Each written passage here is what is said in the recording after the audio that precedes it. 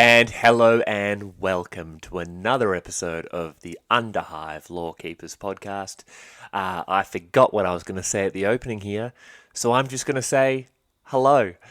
As always, I am Spamiel, and to my right, via the glorious medium of the internet, it's Nathan.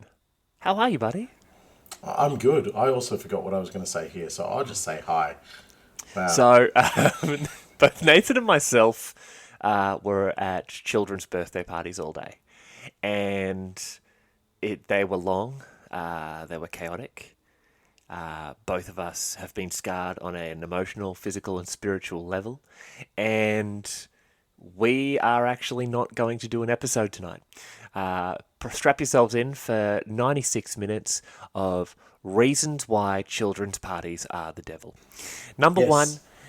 there were no party pies. Now, anyone who's listened to this show before, Nathan is giving me a look that says we're not here to listen to the party pie rant again. As mildly entertaining as it was, or should have been, no, we're not here to listen to it. We did promise to keep the opening tight, but yes, Sam is right. We were both at kids' parties, and regrettably, they were our own kids' parties, so They they're were. even worse. So kids And- come up to you and they're just like, "Can I have this? Can I look at this? Can I touch this? I don't care. Where are your parents? I don't even know you, mate. Boot I off." don't know you. But Yeah. this just shows how in sync Nathan and I are as co-hosts, where both of us have organised the birthday parties for our sons, not only on the exact same day, but at the exact same time. And we both then invited each other to said children's birthday parties and accepted, not realizing that we had organised them for the same time. And it took our wives pointing out that we're both idiots for us to realise that, listeners, we are in fact idiots. And Look, I'm working on it. I like to consider myself an idiot in training. Still, I like to think of slightly. you as an idiot savant. Exactly, an idiot savant. But yeah, you are right. We managed to, like, I don't know, run headlong at each other with these birthday invites, and it was just a bit of a whoopsie doozy in the end. We It was. It unable to was. do it, but we have made an agreement that we will have our son's birthdays on alternating weekends in the future. But enough about birthday chat. Let's talk some hobby very quickly. Have you been up to anything exciting? More painting. I'm actually currently painting right now, which I will stop. As it is now March, I'm going to be painting the first 3 units for my Necromunda 26th, but people will be able to see that over the next month. And yeah, Is one of those going to be a kill team? no. No, that will be April's project. April's project will be to build and paint and base a kill team. A kill team, I don't know what it's going to be yet. In fact, when this is... You've already no, got when some this kill is, teams. Yeah, no, you? but when this is released, that day is the day I find out what our Patreon has decided my new kill team is going to be. Yeah. Okay, so long story short, we did our hobby diary, which is available free on our Patreon for anyone who is a member. And Nathan made me realise that because I'm playing Kill Team this year, why didn't I have a Kill Team that was just part of the Astra Militarum instead of doing Iron Warriors? And I call that hobby terrorism. And I then had this sort of breakdown while recording and have decided that our Patreon is going to decide what kill team I do. So Yeah, if you you're aren't not on on the there, Patreon. yeah. If you're not on there, go over and vote for what Astra Militarum kill team I'm going to be doing. And I have to build it and paint it and have it ready, not only for kill team, but also Necromunda. And Also, when this releases, it's going to be... We're going to notify everybody on the day, so you probably got about 17 seconds to get across there, listen to the episode, and vote. Yes. You know what? I'm not cutting that. I'm not cutting that because once again, this is hobby terrorism. All right, hobby terrorism. I'm just letting you know things. And that's how you Well, manage I and should handle have it. known that then, shouldn't I? You should have. Oh, it sounds like you've been at a kids' party all day and you're a little bit tense, buddy. You Yeah, okay? I am chock full of like donuts and grapes.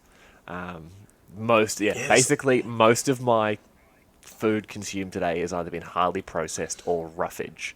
So Yeah, it's a lot of fruit, isn't it? that's a Like lot fruit. of fruit. It's a lot And the of fruit fruit. platter just vanishes, and the kids are just like, "Can I get another strawberry?" You can if you can find it. Yeah. So Listen, go find listen, it. listen, little Billy. Stop asking me. I don't know what your dietary requirements are. All right? I don't know what FODMAP means. Shut up and eat the pastry. But what have you been up to? What have I been up to? Fighting children, and like children in my extended family, which if they do listen to the podcast, which you should, because you should be supporting your uncle, I will fight you any day of the week. I've seen him fight a kid. He'll do it. No, like they got to learn. They got to learn. Gotta learn. Now, what have I been doing? I've been racking my brain with my guard army for Arcanicon, massive tournament here in Oz, being held in May. So just Some have tinkering and said it's the playing. largest 40k tournament in the world played entirely within Australia. Yeah, I hate that. I hated it last time you said it. I hate it now. I hate it more now, actually. But anyway, this intro is tight. But do you know what I did? I stumbled upon the Agents of the Imperium book. And that is the worst and best thing I've ever read for just adding things to an army and just being able to play as the Imperium. It's just crazy, absolutely bonkers. It's actually driven me to a point where I'd made the idea to take combat engineers and put them into the 26. So that's what I was going to take to Archamunda at the end of the year. But reading the Agents of the Imperium and knowing that I can add a unit of them to the 26th has made me potentially dabble in another unit, which is just a terrible, terrible option for me because all I want to do is dabble in that new idea that I found. So my hobby in the last 2 weeks has been a lot of construction of things, but it's also just been like idea generation non-stop and discussions with you and discussions with my other hobby mates and just trying to settle on something. And I've done the worst thing where I'm just not picking a choice. And I think if you go listen to our latest hobby diary, you'll hear me actually come to a realization of what I need to do with my army. But I went and stuffed all that up. Build it. Build, no, but I just got to make the choice. Just got to make the choice. And it's amazing how debilitating that can be and how paralyzing it can be just to make the choice. That's what I'm sticking to. So, yeah, I've lots of building. I'm going to be doing a lot of basing in the next week, which is a big part of my hobby because it's a big part of the evolution of my miniatures. Just because I get to set their environment and I do spend probably a little bit too much time on the bases, but it makes me feel like I've created a sense of immersion for the individual miniature. So that's pretty much my plan for this week going forward, and hopefully I'll get a few more of my Kriegsmen in delivered, and I can get them knocked about and knocked together, and then start working on their bases as well. So I'm taking about close to 50, no, probably close to 60 infantry, around about that number. So it's a fair bit of Nice. work to do before May. So, but yeah, that's what I've been up to, and yeah, loving it actually. To get bitten by the 40k bug again is great, but it certainly makes me appreciate Necromunda as well. Like I'm already missing the small scale, Oh skirmishy type yeah. combat. Yeah, so I will definitely be flicking the switch on that post Arcanicon and getting back into Necromunda and hopefully dabbling in Kill Team. But that is for 2-3 months from now. So we'll see what happens. Nice. All right. I love it. I love the enthusiasm. I love the fact we're talking about guard. Astra Militarum. No, That's it. Astra Militarum. But we're keeping this entry tight because we're going to get to some sweet listener lore, and we get to talk more about Guard. And so why don't True. you read out our latest Patreons? Right, so we have a person reappearing on this list. It's Alfonso the Traitor. I will pause you there. Alfonso and I have an agreement that he is going to cancel and then rejoin every 2 weeks just to annoy you. I can see why he is known as a traitor. He is a traitor of good intentions, a traitor of goodwill. Yes? Nope. He's a goddamn legend. Alfonso, I love you, brother. Keep reading. Alfonso, boo. Boo to you, sir. Right. I'm not going to read this list in order because we have Ivan Bragg, who is not very modest at all. He's actually the nephew of legend of the Astra Militarum, Try Again Bragg. So you put a little bit of respect on your tone when you speak his name. Ivan Bragg. There we go. Done. Perfect. We have a famous actor, Dean Richards, who has joined. I'm pretty sure it's Richard. Dean Richards is a famous actor. We'll get back to that one, Barry. We have Daniel, Bob, Perp, who I'm assuming pays for his Patreon with the non-illicit gains he makes as a perp. As in perpetrator? Yes. I thought it was short for purple. Oh, yeah, no, that makes sense. Maybe he's a gene stealer. Okay, fair enough. Nice. I like your chitin. We have, and forgive me, Guillermo Castañeda. Oh, wow, look at you. I put an accent on a letter. Guillermo Castaneda and Charles the Chuckosaurus Rex Grant. I love it. It's actually like, what's your name? Charles Grant. Oh, no. That is one of my names. My preferred name. And what you will be calling me at this Starbucks is the Chuckosaurus Rex. So can we just not use your normal name? No. I will start roaring. I know I have tiny arms, but I will start roaring. I put that in. Oh, did you? I want to see if I can make you laugh. I think it's bonkers. I'm Charles. Do we actually have a Charles Grant who's joined us? Yeah, we do. Yeah. Charles, that's your official title from now on. That's you from the now on, bro. Rex. You're the Chuckosaurus Rex. Change all your gaming tags, everything like that. You are the Chuckosaurus Rex. You are welcome. Right, so they're all of our new patrons. Thanks again for your support. Thanks again for your commitment to this show and to us. We love it. The interactions we have with you mean a great deal to us. Those of you who are not yet on our Patreon, please get across, look at our episodes that you just need to sign up for, our hobby diaries and so forth. We're always asking for more feedback and info on that, so the more people who listen to them, the better off. Yeah, and if you do enjoy the show and you are interested in supporting the podcast, please shoot over to patreon.com/the Underhive Lorekeepers podcast. Now, we are 100% funded by the goodwill of our audience, though we do this for the love of our hobby. Each month, we have Patreon-exclusive episodes, as well as competitions, polls on episodes, as well as forcing me to pick kill teams that I'm getting people to vote for, and obviously other bonus content / internet bullying of Spamiel. And if you are looking for another way to support us, get onto our social media, Instagram, Facebook, and we do videos on YouTube. In fact, by the time this comes out, we should have had one out a couple of days ago. I think so. I think we will. It's going to be the video for the release. Yeah, the announcement video. We're going to do one every month of all the minis that are being announced and sort of like previewed. Yeah. And that should have been out by then. Yeah. Which 100%. we don't have to tell people because they've all already watched it. You've already watched it, so yeah, it's like Inception, but not. Yeah. Inception. We've talked to you about the past in the future. Yeah. So a like, share, and subscribe helps us grow and gets our particular brand of lore out into the world. All the links are in our show notes. And don't forget to give us a 5 or even 6-star review on your preferred podcast platform.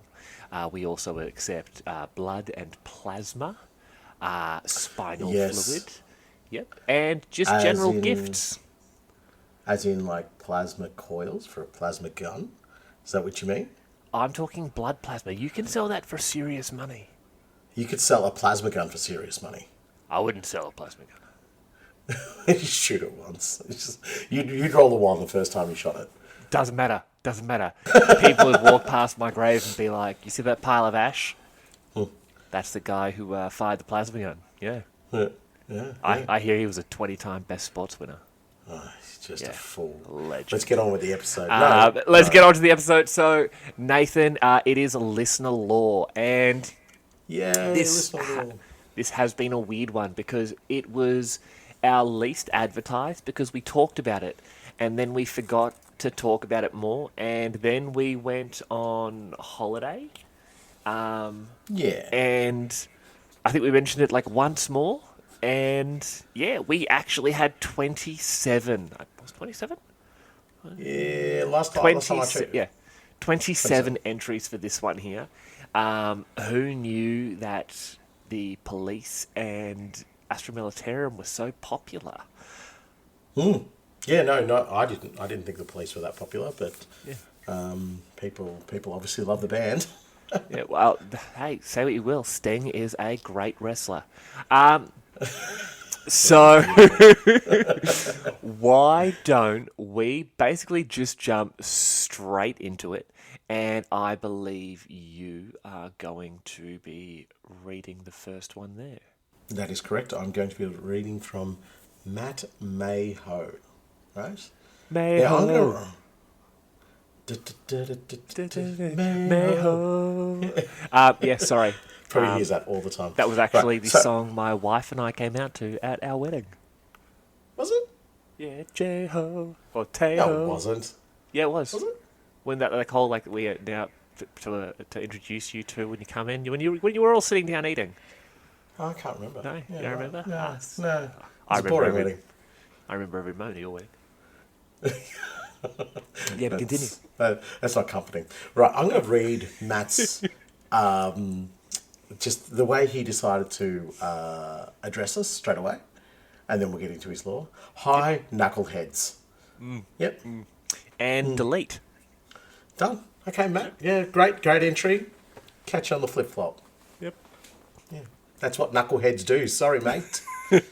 Right. Anyway, no. So I'm going to read this. My personal law is that the PDF send a rotation of troopers down to the Underhive as punishment for things like bad behaviour, poor discipline, etc. Anywhere from a squad to a full company. They are sent down there for a period of time depending on the severity of their misbehaviour, guided to a small rundown compound that's just completely abandoned when they aren't there, and left to their own devices. They will get no resupply and no support, so they literally have to fend for themselves. Whoever dies, dies. The Underhivers don't actually fully know this. They just have lots of rumours exacerbated by each rotation, often acting very differently. Sometimes they just hunker down and wait it out. Some choose to try to show that they can be rehabilitated and bring order to the area. Others just go on reprisal killing sprees. Some Underhivers think it's the Uphivers trying to cull the population. The current rotation seems to be going a bit weird.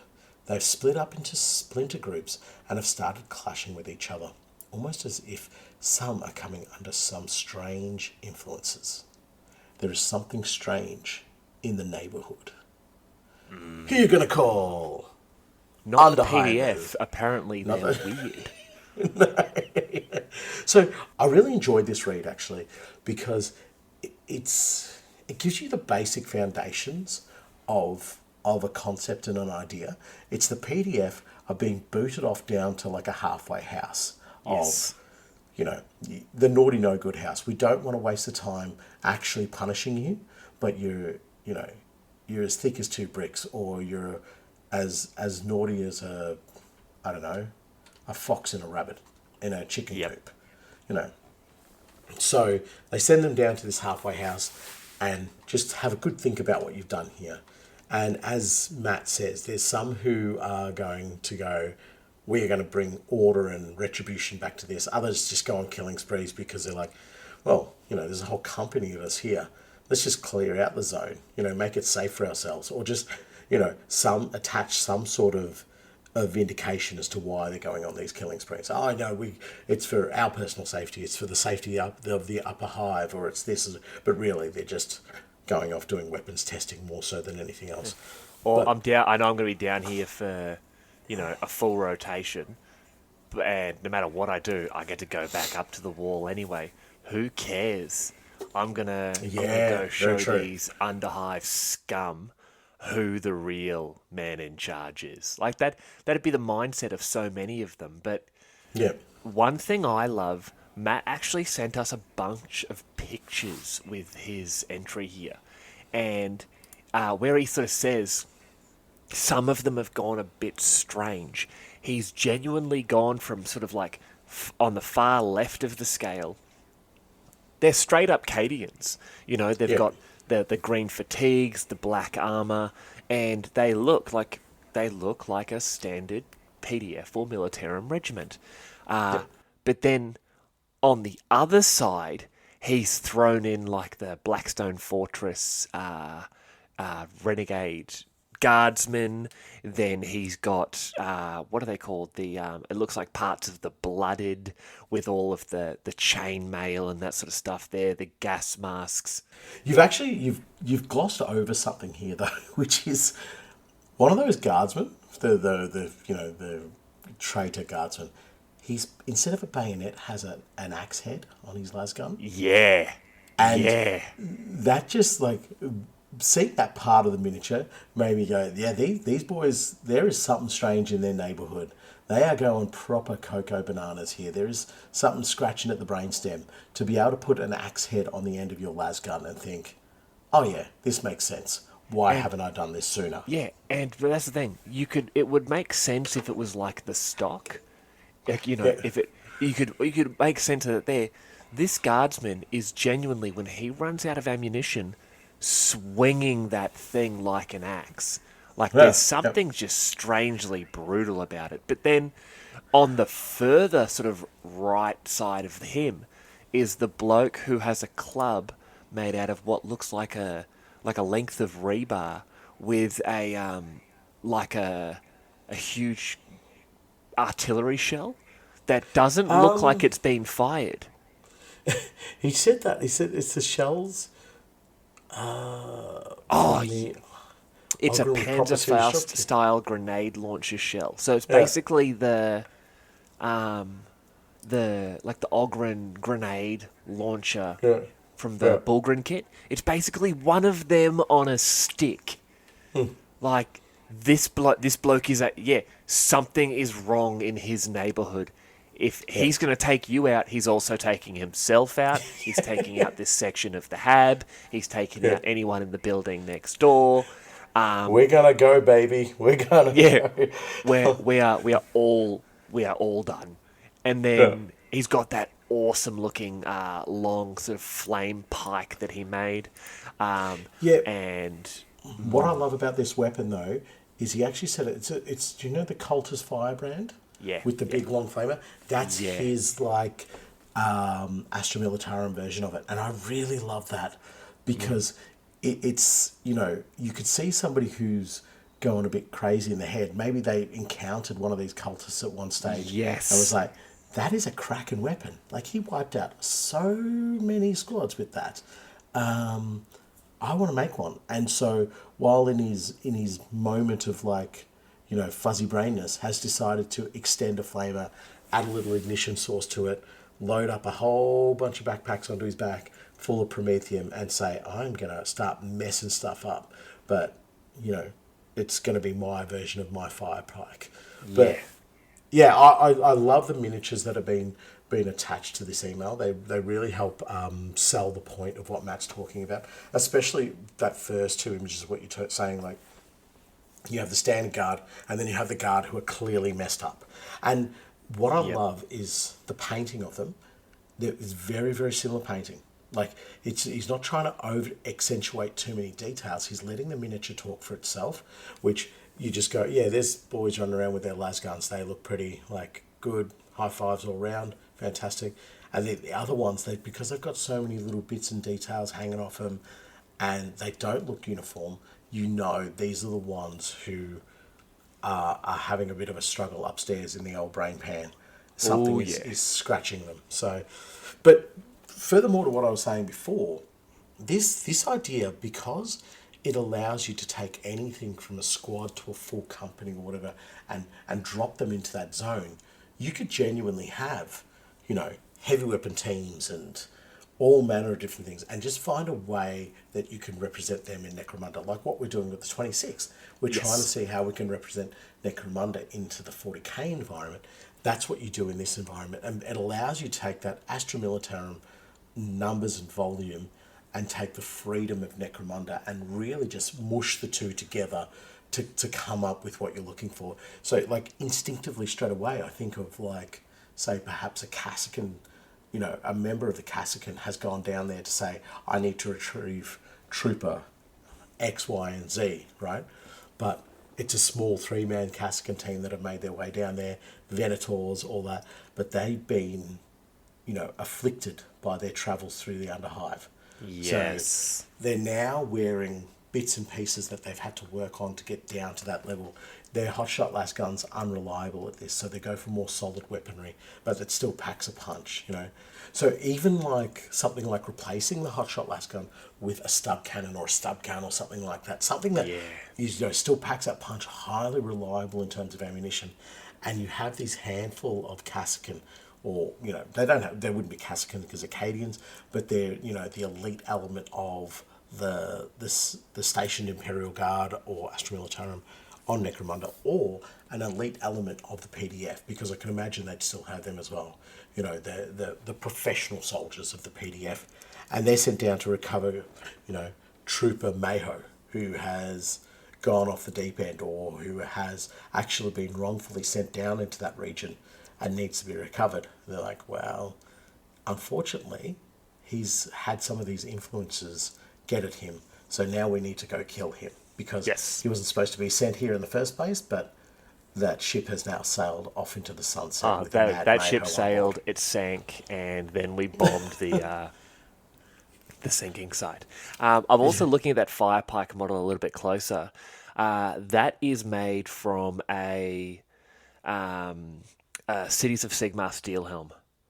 That's why the armor looks so sort of like simple. It's like Oh, it's the right. leather with the chainmail and the boots. Yeah, no, Matt has done an absolutely awesome job with that one. So if Matt is going to be our winner, what do we think would be the best addition to this idea? I've got to say, it's simple, and we've given away a few of this box already. But when it comes to this sort of stuff, I have to say the Blooded Kill Team, because they are guardsmen with varying degrees of armor customization, different weapons. You got that commissar, you've got the traitor Ogren. Like, I've got to say, Yeah, it's yeah, another one of them. I'm with you. For me, it would be the Cadians, straight up Cadians. And the Ooh, and the reason why I say that is the new, well, call it new, it came out not last year, the year before. The most recent iteration of the Plasticadians. There is so much movement in that box set. yeah, The yeah. way the miniatures are made, the dashing forward. Yes, they look very simple, but I think there's almost like a little bit of an ad hoc to those Cadians as well, due to the fact that they're not from Cadia necessarily anymore, Yes.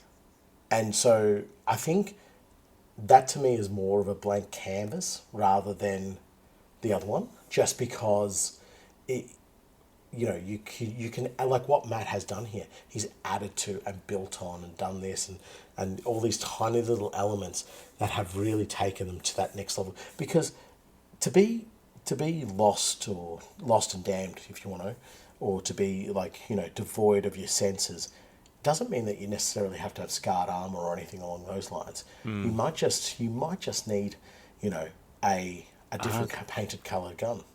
You might need a hug. Unfortunately, you get it from a mutated Ogren with a wandering tentacle. And you're like, Or a bloke well. with an axe bayonet. Why do you always give hugs? Why is it always you? No, so I would go the straight up Cadians because I think there's lots of cool bits in that to really represent them, and I think you can really play with them a fair bit. Look, and the other option as well that I really loved because I've recently put them together was the combat engineers from the Death Corps of Krieg, but I would not go with them because You want them for yourself. yeah, I want them for myself. But no, you need to. I think you need a bit more of a generic look, and that's because they are PDF, and that's where the Cadians sort of Yep. tick that box hole and hole. Yeah. Yeah, okay, I like it. So thank you for that entry, Matt, and we will continue. So my first read comes from a listener of ours, Lachlan, and it's very simple opening. Hi, Spam and Sidekick. Here is my submission for the listener lore episode. There's no interruptions here, Nathan. No. This man is a great man. He said, "Hi, lads." Just hi, lads. Just a good lad doing his It's right not thing. what he said, it's what he didn't say, is what I'm sort of reading into. I'm just saying, you take notes, Matt. You also take notes too. No. A bit more high level than my usual gang specific pieces, but it still feels relevant. Now, the tithes of the Imperium demand much of all of their subject worlds. Necromunda is no exception to this rule. From the highest lord to the lowliest scum, all are expected to give to the tithe, and while the great clan houses each have their own unique wares to provide, they all have bodies in ample measure, though the quality may vary.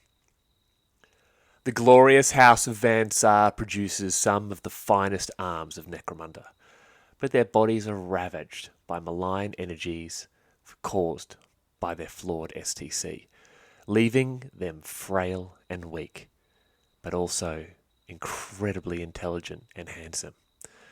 To this end, the clan chooses to select members of the house to be separated from a very young age from the clan, for the express purpose of leaving the clan to serve as off-world soldiers in the vast armies of the Astra Militarum, both for its people and technology. This distancing is twofold. Firstly, to reduce the exposure of the withering effects of their technologies, and secondly, to limit the secrets of the Van Saar leaving their grasp. In support of this, many of their tithe soldiers will use substandard equipment, at least by Van Saar measure, never truly wielding the full might of their house, but also being spared the tremendous cost of such power. As expected of their house, Van Saar regiments prefer ranged weaponry and make full use of all Administratum-approved energy weapons that their house is able to supply, plasma and melter guns foremost amongst these. Although not recognised as a distinct pattern, their Lehman Russ tanks also make use of Van Saar technology, their hulls lacking the typical riveted appearance of most Imperial worlds, and supporting superior systems such as optics and environmental filtering. Armaments trend towards energy weapons as much as possible, favouring the Executioner and Annihilator patterns especially, again leaning into the immense strengths of the house. The prodigious manufacturing output of the house means they're afforded a lower tithe of bodies, which is fortunate, as the house can barely afford to spare even a single healthy body, and are loath to consider how many potentially brilliant minds are lost to the mere soldiery of the Imperium.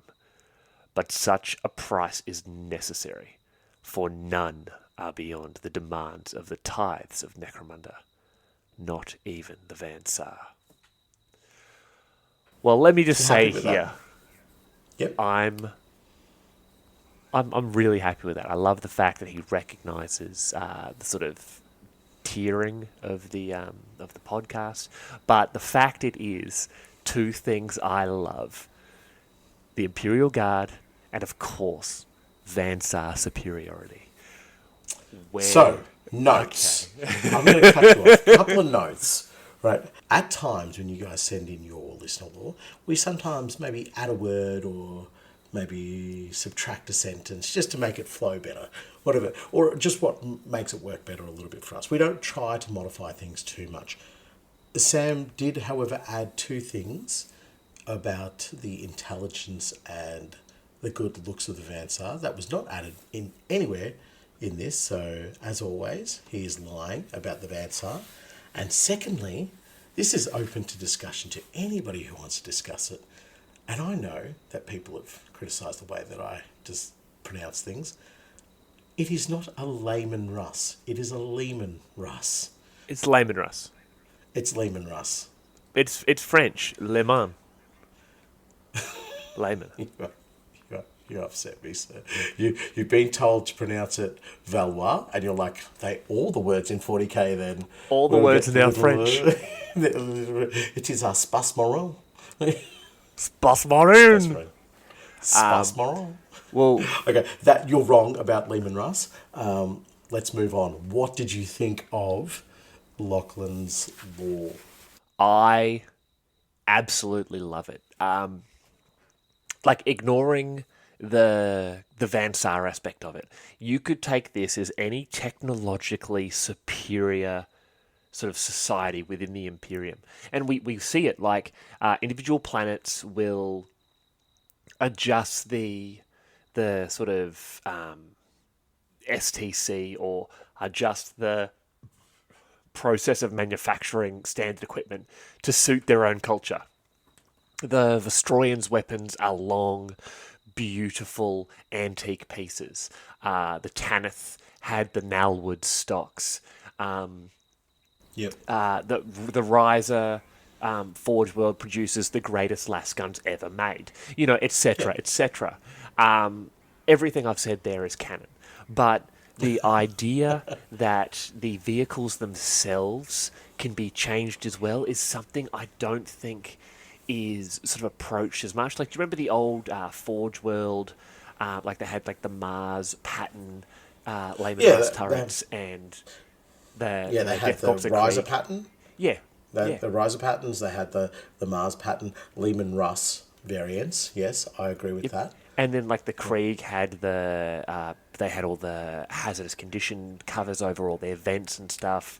They had the I don't know what they're actually called, like the kickstand. So when the tank's fired, it pushed back against the mud. No, I think that's to go over trenches. So when they actually go over a trench, rather than the back end of the tank dropping in, it hits that and allows them to push forward. Really? Yeah. Oh, okay. Well, I've learned something. Thank you. Yeah. But I love that. But at the end of the day, it is all very industrial. Rivets are everywhere. Rivets are the only thing holding together the Imperium. It's rivets, spit, duct tape, and like one guy just holding. It's basically Spider-Man holding back the train.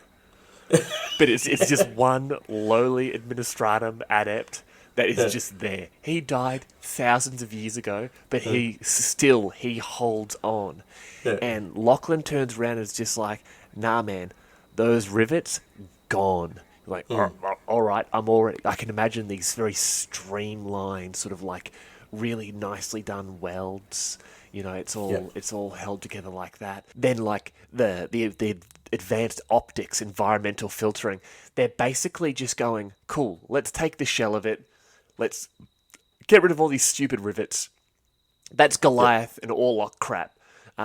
We're gonna make sure this thing slides together like a Swiss watch. What's a Swiss watch? No idea. And then they're gonna make it so none of them have to stick their head out and run the risk of getting shot. They're in the air-conditioned Lemon Russ, baby. They've got advanced targeting systems. They've got the AC pumping. I'm assuming there's a coffee machine in there. They're loving life. It's not coffee on 40K, what's it called? Recaf. Recaf. So Yep. to answer your question, what does a Swiss watch? Whatever's on the TV at the time. But anyway, that was Terrible. gold. It was gold. Terrible. So the modern Lehman Russ, especially in comparison to the older versions of it, very like slab-sided turret and all that. The modern one actually is a little bit flatter in profile, a little Yeah. bit nicer on the outside. I think if you shave away the rivets there, and this is just the turret. Don't get me wrong. The rest of it still is quite industrial looking, but the turret itself could be brought up to that sort of Vansar tech looking style. I'm picturing the curves on this thing to be less like the Lemon Russ and a little bit more like the Rogel Dawn. That is very Yes. curved. Yeah. But that's the thing. Like, don't get me wrong. They would be given the pattern, there, and they would obviously feed that to the STC because that's what we do. But they would be advancing that subtly, and I'm just imagining they would be like, well, if we have this curve here, it adds maybe 11 to 12% of maybe even like 1.14 of a percent more likely to it when impacted with artillery to deflect said artillery. So they're Yeah. going to make it curved. Yeah. But yeah, no, So I absolutely agree with you there.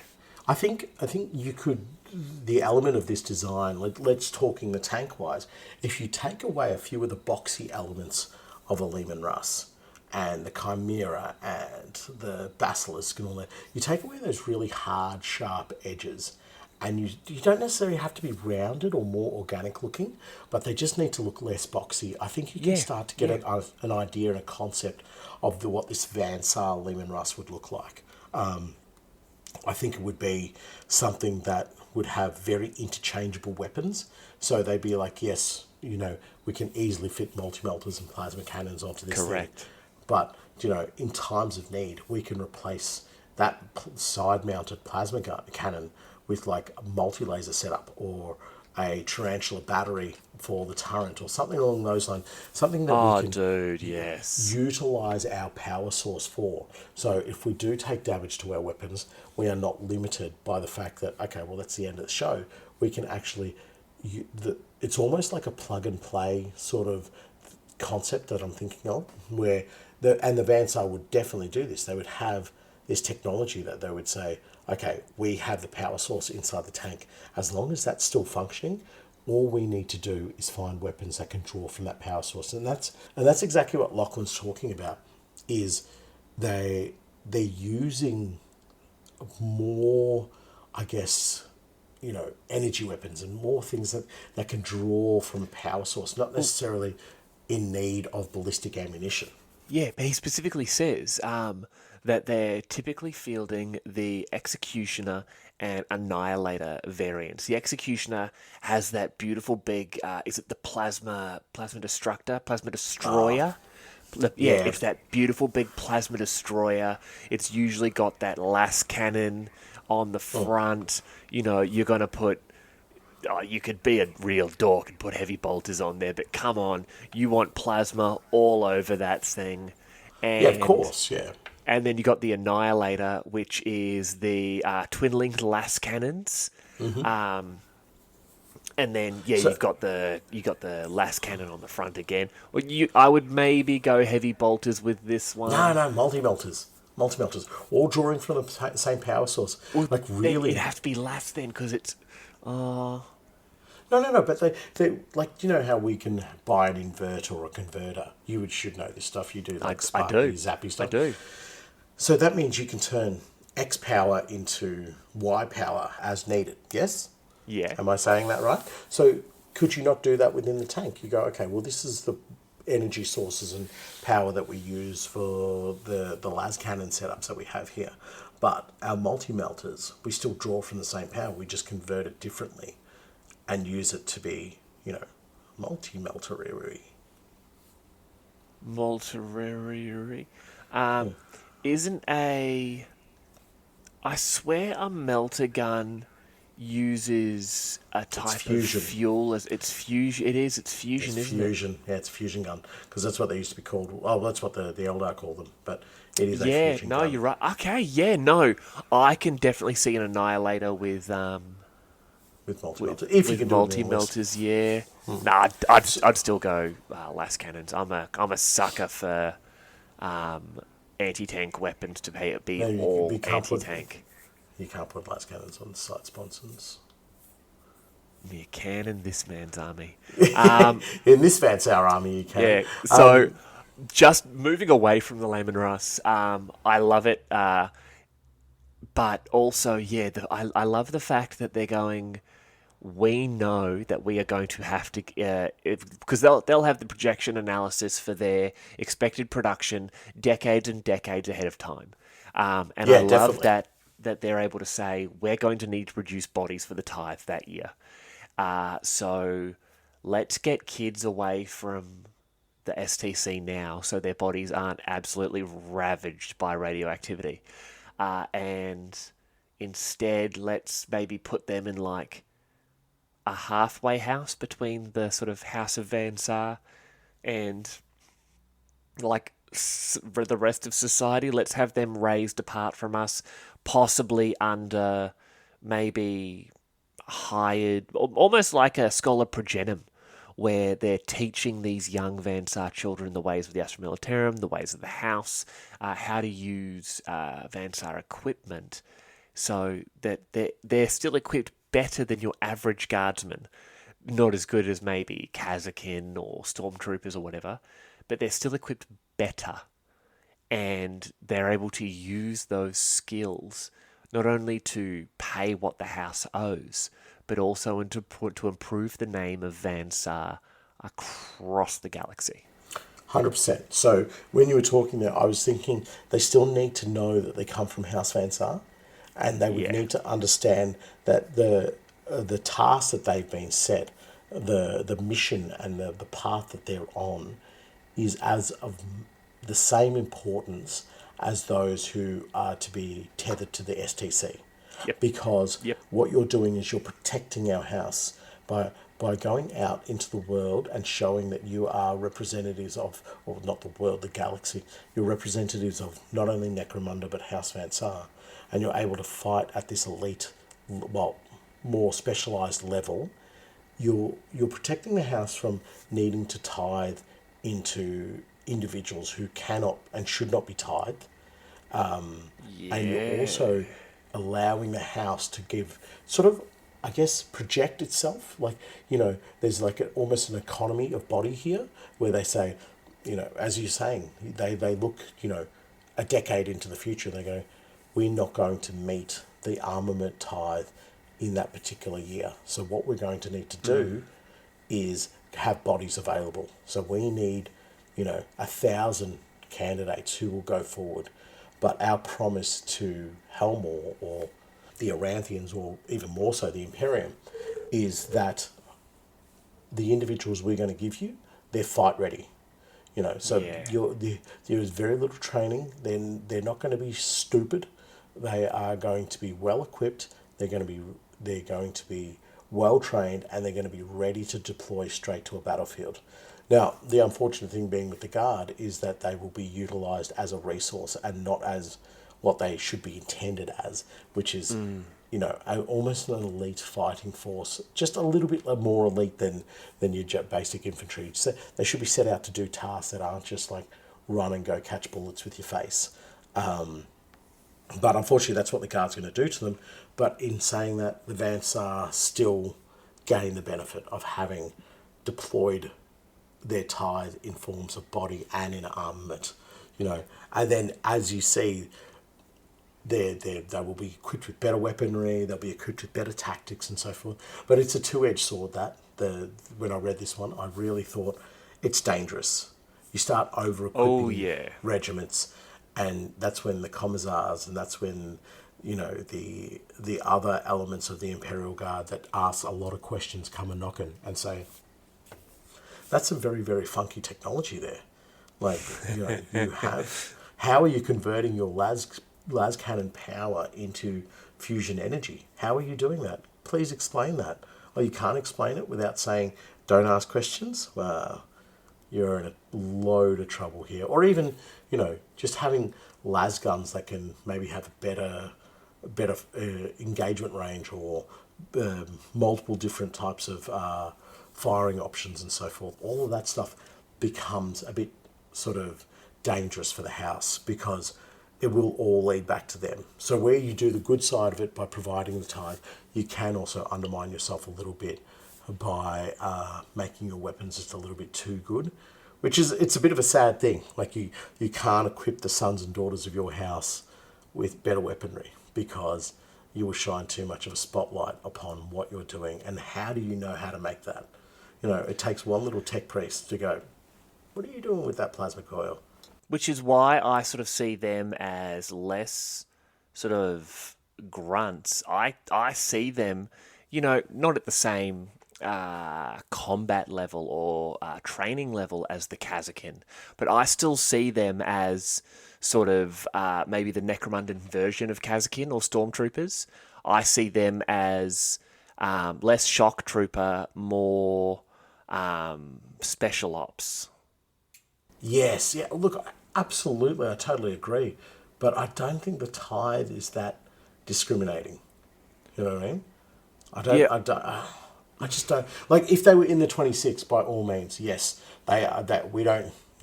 These guys aren't going and headbutting doors like the Goliath are. These guys are going to be used very differently because we understand where they come from and what we need to do with them. But 1,000, Vansar guard attached to some deployment zone with, let's call it Valhallan tactics that have been fighting for the last, however long, 3 or 4 years, they're just going to be added to the cattle and poured forward. So I think the yeah, notion of what you're saying is I totally agree with you, and it is the way they should be run and the way they should be considered. And with regiments that come out of Necromunda, they will probably be run like that. But when they're gone and attached to some backwater planet and they're just pouring bodies to stem the tide of orcs or Tyranids or whatever, unfortunately, all their technology in the world is not going to. It'll improve their survivability slightly, but I think it's not going to change their fate. I don't believe. yeah. Hey, no, it's fair enough. Okay.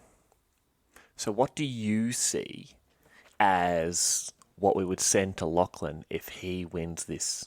I don't know, a better idea, not Bansar.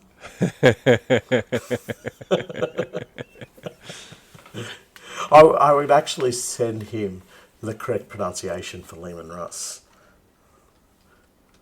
just to save him from what you've been doing. No, actually, right. So the kit that I think I would like to see him try and do something with is the Navy breeches.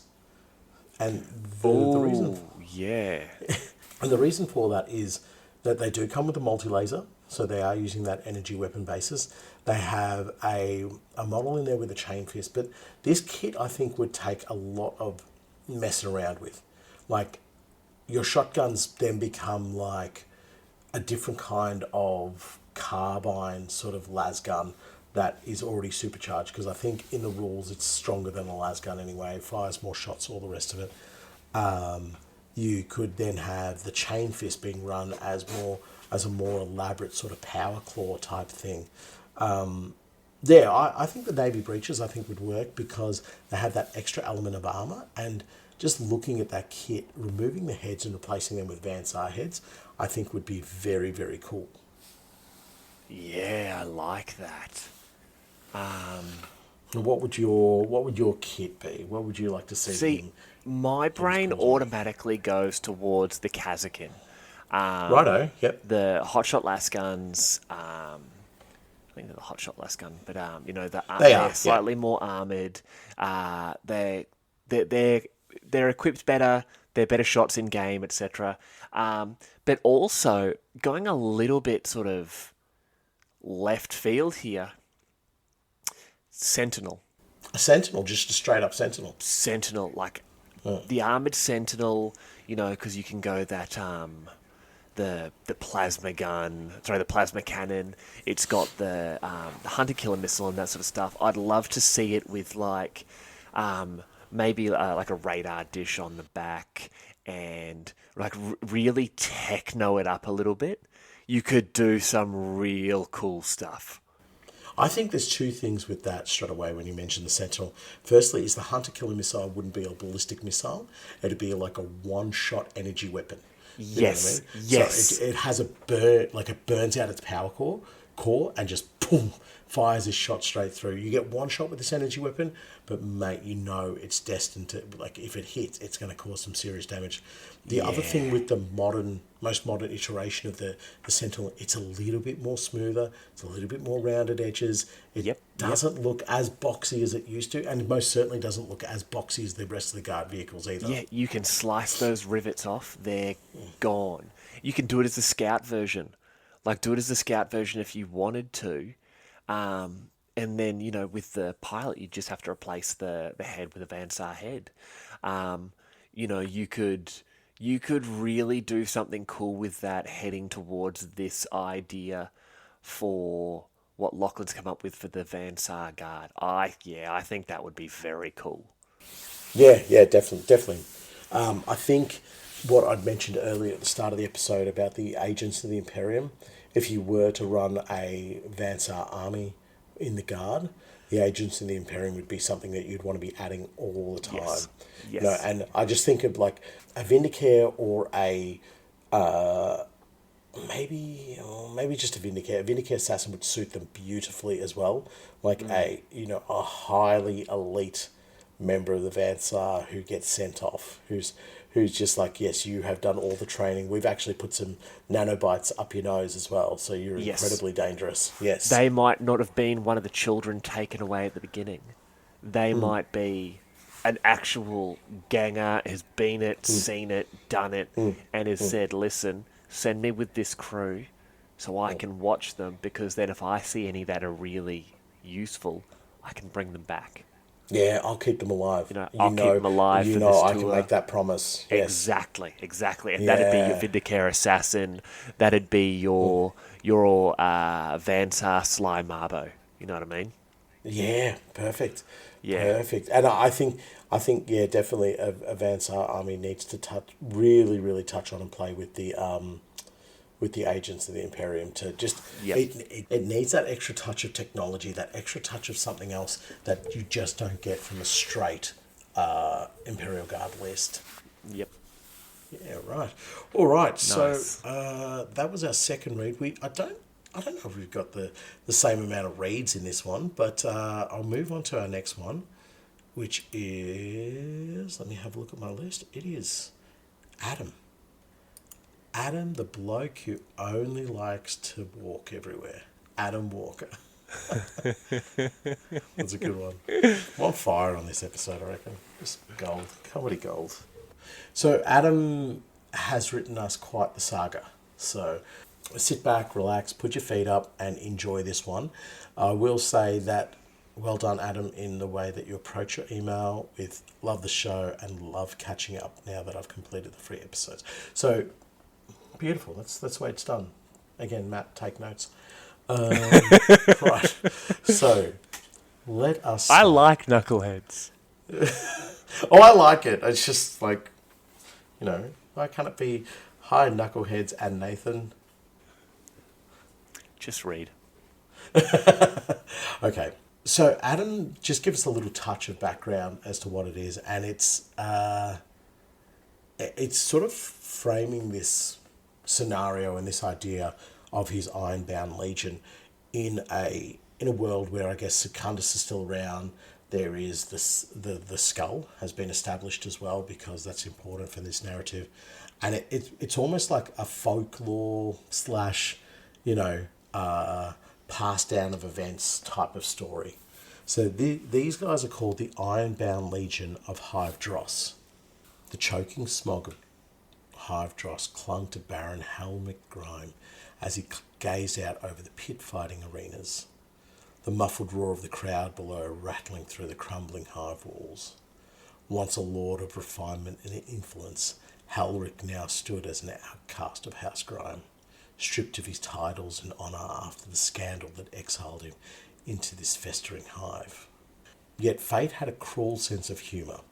When the planetary governor called for reinforcements against a rising war, it was Halric who was chosen to lead the most wretched souls Hive Dross could offer.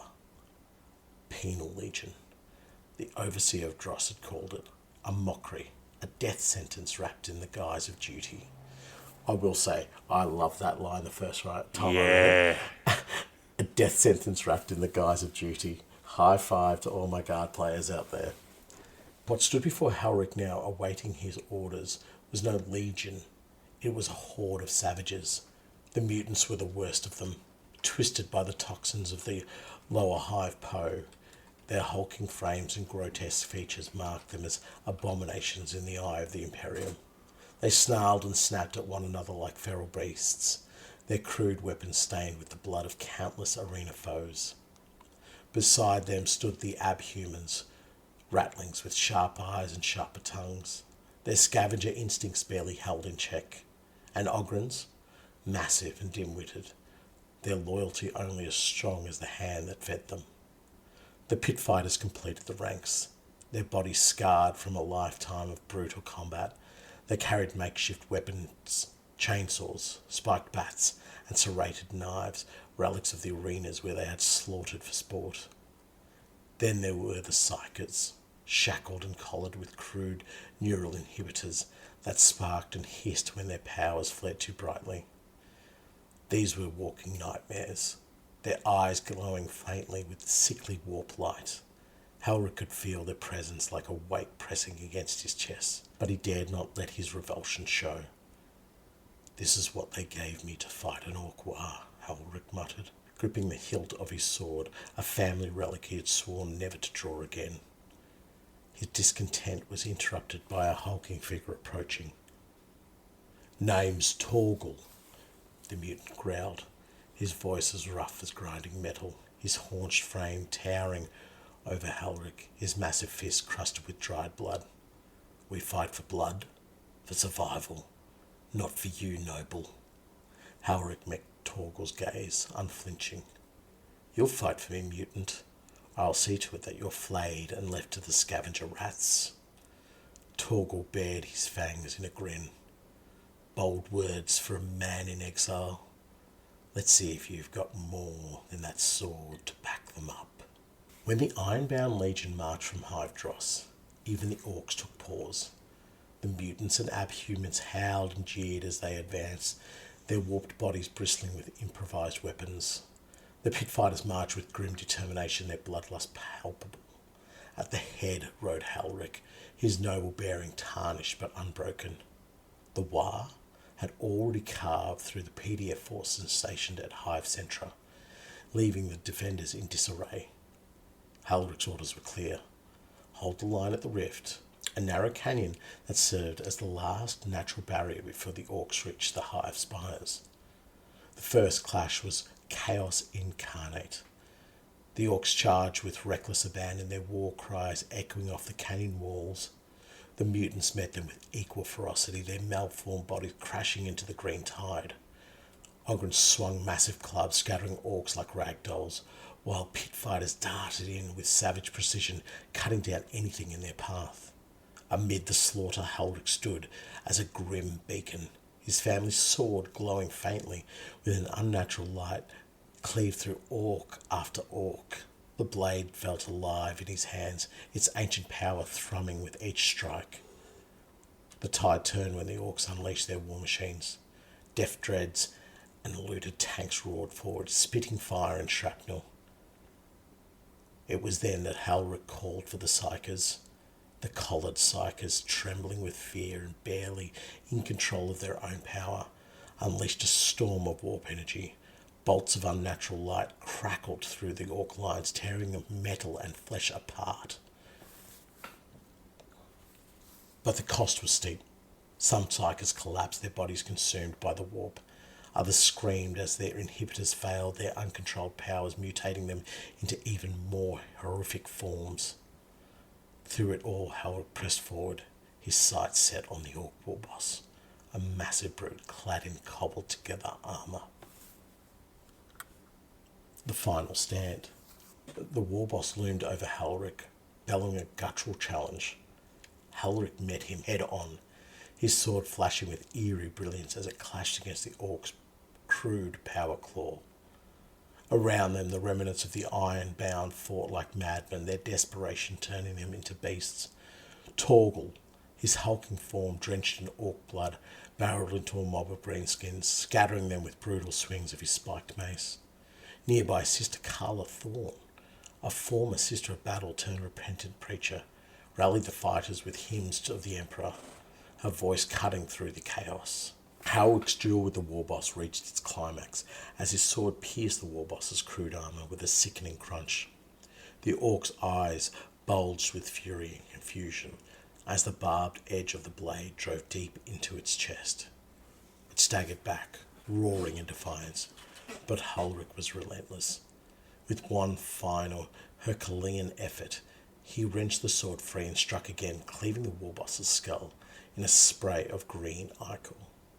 The massive orc collapsed with a wet thud, its lifeless body blocking the path for its remaining forces.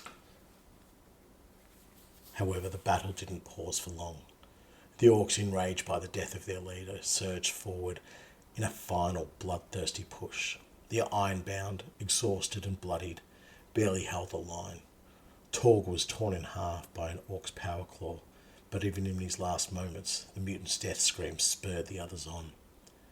Sister Thorne, her once pure robes now caked in mud and blood, rallied the remaining men and women of the Ironbound with her unshakable faith.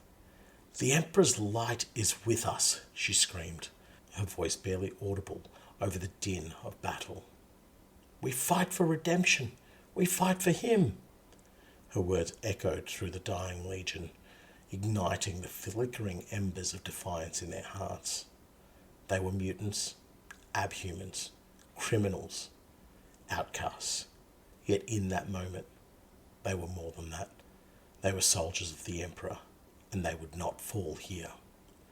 But as the last of the orcs were pushed back, Halric's strength faltered. His wounds, deep gashes from the Warboss's power claw, and the psychic backlash from the Psykers, uncontrolled powers were taking their toll. He collapsed to his knees in the blood-soaked earth, his vision blurring. Baron Halric Grime had led them to victory, but at what cost? The Ironbound was a horde, a broken, twisted band of outcasts and misfits, yet against the odds they had defeated the War. The orcs were broken, scattered in the rift, but for Halric the victory would not erase the consequences of his fall from grace. The aftermath. The remnants of the Ironbound Legion limped back to Hivedross, their victory bittersweet. Halric, barely clinging to life, was carried back by his fellow loyal followers. His face, once the visage of noble authority, was now scarred beyond recognition. His hands shook as he gripped the family sword, his only link to the past that seemed increasingly distant. Sister Thorne, who had stayed by his side throughout the campaign, whispered softly, "You did it, my lord. You redeemed yourself." Halric's lips curled into a half smile, though it is more pain than pride. "Redemption? I do not know, sister. But at least we kept them away, for now." The war against the orcs was over, but the war for his pride was far from won. The Ironbound's victory did not return Halric to his former glory. Instead, it marked the beginning of something darker. The Psykers, their bodies racked with the horrors of the war, continued to mutate, and the abhuman's bloodlust remained unchecked. The Ironbound had tasted victory, but it had come at the cost of the little humanity they had. The Legion's curse. Though the Ironbound were hailed as heroes in Hivedross, the Imperium, as always, had a different perspective. The Ecclesiarchy had no love for mutants or sanctioned Psykers, and the brutal, unholy methods the Ironbound had used to fight the orcs only strengthened their resolve to keep the Legion's actions under scrutiny. Whispers of heresy spread through the upper hive, claiming that the blood of the Emperor's enemies had mingled too freely with the blood of the damned. And so, the Ironbound Legion, though victorious, was forgotten by the Imperium, relegated to the shadows where only the desperate called upon them. Baron Halric Grime, his noble lineage, now a mere fragment of the past, became a ghost in the eyes of his house. House Grime once a powerful force on Necromunda, now looked at its exiled scion with disdain. The whispers of his achievements were drowned out by the louder, more insistent voices of those who saw him as a fallen noble, unworthy of redemption. The mutants, the pit fighters, the abhumans, all had been scarred by the horrors of the war, yet they remained united under Halrick's banner. But even they knew that the victory at the Rift was only the beginning. They had defeated one enemy, but the battles within themselves for their very humanity were yet to be fought. The Ironbound's legend would spread, whispered in the dark corners of Necromunda. Some would see them as heroes, others as horrors to be feared. But in the end, they were a reflection of the world they came from, a world of brutal survival, where redemption was a fleeting illusion, and only strength, in all of its forms, would keep the darkness at bay. It is said to this day that House Grimes struggled to keep this hero of the past secret as they climbed back up the standings within the noble houses of Necromunda. But out there in the darkest corners of the wastes, the banner of Baron Halrick is raised high, waiting for his return. This story just okay. It engineers so much like faith in me, like for the guard. I'm just like, yes, but there's something I didn't mention at the start. What Adam says is that, he could just imagine some old Orlok telling 3 Goliath this story for a free bottle of Wild Snake or something. This is that beautiful, like, myth, legend, history, all just mingled together, crunched together, and delivered. And it is so beautiful that you're taking the guard, you're taking the defenders of their homes, and you're smashing them together under House Grime. Pretty much exactly what we want to do with the 26th, and giving them this. It is a hero story, It is a hero story. Let me say that first and foremost. But they are mutants. They're psychers and they're abhumans, and they are the dregs of society. Yeah, and so you can understand the ecclesiarchy and other factions on Necromunda going, no, you are not. Like, no matter what you did, it will not excuse the fact that you are a mutant. It does not excuse the fact that you are bending teaspoons in front of me right as we speak. You have to be gone. And it's sad. It's almost like, that thing that fires me up all the time, the first battle of Armageddon, where the defenders are told, well, you did a cracking job, folks, but unfortunately, too many of you saw demons, and the ones that didn't even see demons, you're going to listen to the other ones, so you're all going to get cooked. So that's what I see happening with the Ironbound. But there's a line that I read near the end there, and it is, they were a reflection of the world they came from, a world of brutal survival where redemption was a fleeting illusion, and only strength in all its forms would keep the darkness at bay. So this just like says to you, this is what Necromunda's about. This is don't try to look for the silver lining here. There might be, an Ironbound Legion somewhere out there, but their origin, their story is, for me, steeped in heroism, sadness, and ultimately, I guess, the overbearing nature of the Imperium. See, Adam has managed to, in this one story, where basically every line, if you read it individually, is this. It lights a fire inside you. He has this ability to make these little sort of like throwaway lines that he's doing. They are so impactful. There's one here. They were mutants, abhumans, criminals, outcasts. Yet in that moment, they were more than that. They were soldiers of the Emperor, and they would not fall here. It was that one. It was where was it? There was another one there. Amid the slaughter, Halric stood as a grim beacon, his family sword glowing with an unnatural light, cleaved through orc after orc. Like you can imagine this guy, he's taken that double-handed grip on that power sword and is just swinging because he knows the moment he stops, he dies. Yeah. And Yeah.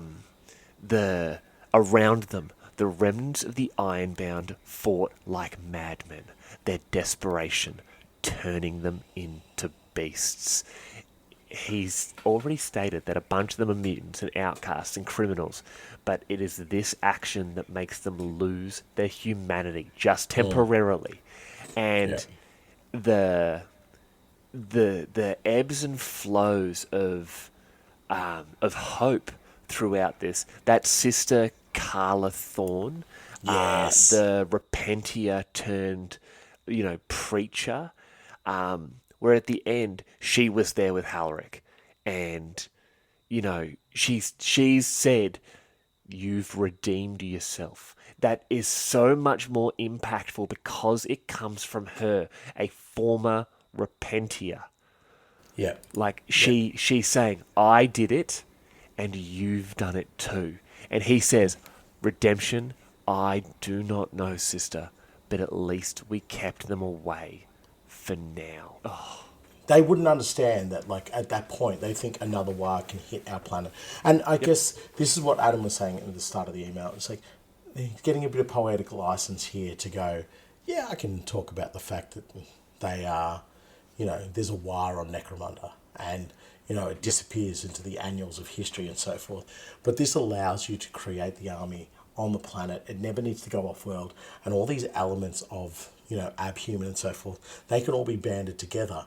And exactly what you're saying, this redemption arc that you can attach to these characters can still happen because it is their home soil.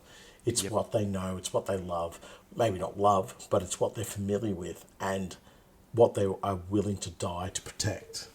Yes, but he's brought together so many different things. Like it mentions the Rattlings and Ogrins, that Torgal, the mutant. Like I'm seeing, I'm picturing gangers. I'm picturing, people who couldn't cut it in the convent. It was the Bloody Rose, the Yeah, the sister Bloody battle Rose. on the planet. Like, Yep. yeah, this is and the little snarky comments about what the penal legion were, but yeah, a death sentence wrapped in the guise of duty. Oh, what a line. Like, I What was a ready to line. pick up a lasgun myself and go to fight for that. Like, I have no notes. I have absolutely no notes. I I've got a little bit more loved to say. this. I've got a little bit more to say about this because this is the guard, as I mentioned, on the planet. This is Yeah. this is like a recruitment drive of like just band everybody together. We Yep. we are in, we're going to go up that creek without a paddle real soon. So everybody needs to come together. And what do we have available in abundance to us in Hive Dross? The drakes. So let's band those drakes together. Yep. Let's create something that represents an army. And they try to establish some sort of, I guess,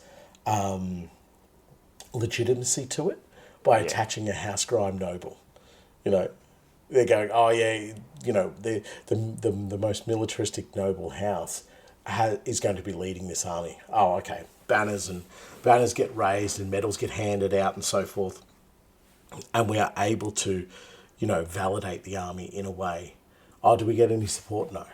Is there tanks? No. There'll be no tanks. There'll be nothing flying over your heads. There'll be no artillery or anything like that. You are in effect a speed hump.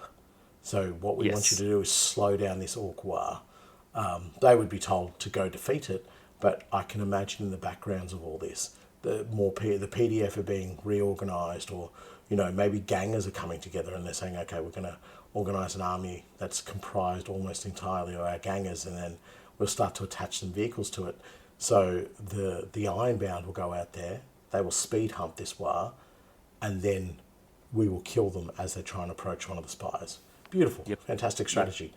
it all gets blown out the water because the Ironbound fight as soldiers of the Emperor at this one chance to be seen as not what they are, but who they could be. And they win. And now they you're win. doing it. And now you're doing it. To be seen as not what they are, but what they could be. Yeah, I love this. I'm also loving the idea of, like, we're sitting there going, oh yeah, you know, there's this orc war, and it would get back to Hive Primus or whatever, and you have these officers giving their reports, and the Helmors or the Aranthans, or any of them, would you be sitting there going, it was probably just mutants. Like, there's no, Yeah, yes, there's no yes. war. Like, oh, what? But we've lost hundreds of militarum soldiers and that sort of thing. It's like you lost hundreds of indentured penal legion. Like, whatever, buddy. Like, just enough. Stop. Yeah. Like, but you know, House Grime would be sitting there going, you know, they'd bring back the odd orc corpse and just be like, all right, yeah, maybe there's a few, you know, but it's not a war. We don't need to tell the Imperium. Like, that's exactly it. This is not a war. This is not something of significance. And the fact that the Ironbound were able to stop them, whoop-de-doo. Yep. It wasn't something of significance, you know what I mean? But everybody close to the fire knows, yeah, this was a dangerous and potentially, like, crippling situation. But the Ironbound were able to step through. And I said it before, this guard force will never get off the planet. no. They can never be at that point, but they are still, in effect, a guard unit, a regiment, whatever you want to call them, you know, a division or whatever the case might be. They are this force that have been amassed under the premise and guise that they are fighting against one of the ancient enemies of humanity, but you're doing it for your own soil. Yep. You know, there's just a beauty about it. It's a wonderful piece of writing, Adam. Thank you very much for allowing us to read this, and thank you very much for just engineering the thoughts and ideas. Like, I almost feel like we don't need to sort of go, oh, well, we could do this and we could do this, because he's given us so much with this that you just go, there's so many different elements of the Ironbound that I could touch upon. And, like, I could even see, like, regular humans fighting alongside them, but more just as representatives of Halrick's household. You know, Yes. it's like, yes, you're going to be Yes. fighting alongside me, yeah. Or maybe they're part of some ecclesiarchal militia that is forming around the sister. You know, Yes. there's something almost... Ooh, yes. So they see the mutants and the abhumans and they just go, this is all bad, but if we don't have all this bad, then that big green bad, that's going to hurt us 10 times more than what's going to happen here. And just a special note to the way that he writes about the Psychers and the fear and the dread and the unknown of the Psychers in this is just horrifying. And the fact that they mutate after the battle, brilliant. I really love this read. Yeah, no, it's awesome. And here's the interesting part, because I want to go real weird with what I would recommend we send Adam if he wins. Orc knobs. Because I think he needs to write the other side of the story. No, I was actually looking at the orcs. I was like, oh, were you really? go. Yeah, I was like, go do the orc side of it. Yeah, you know, go do the lads. Yeah. No, I say either the novitiates kill team. Oh yes, yeah, definitely. Literally around the sister, like build up the her, you know, build up a group of, you know, maybe jaded former members of the sororitas around her, or Yeah, okay. go even further with that idea, Repentia. Oh, I would yes. love to see him like militarum them up with, militaring them up. Yes, yeah, militarum them up as I don't know if you can use them as agents of the Imperium in a 40k can't. army with No. Repentia. You can't, unfortunately. You can't. No, it's only Sisters of Battle. Yeah.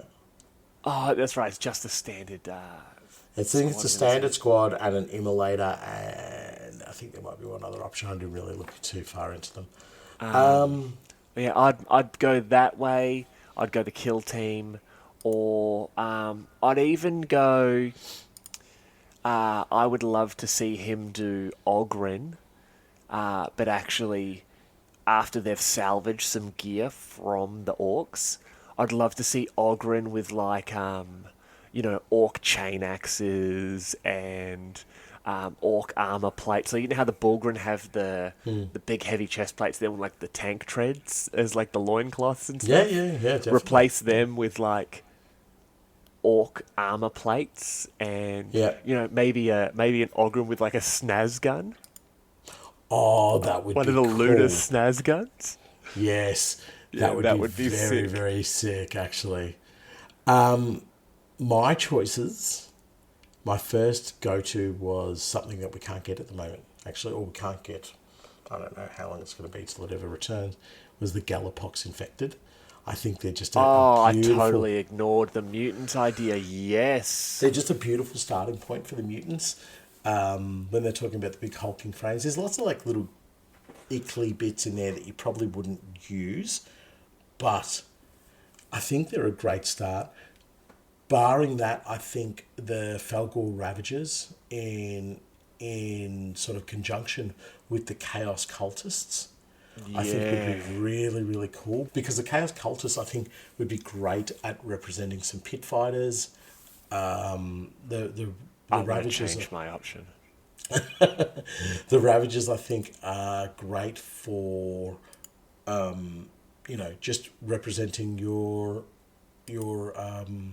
abhumans. So, I want to change mine to the Nurgle's Rotters Blood Bowl team. Oh yes, let me have a look at them.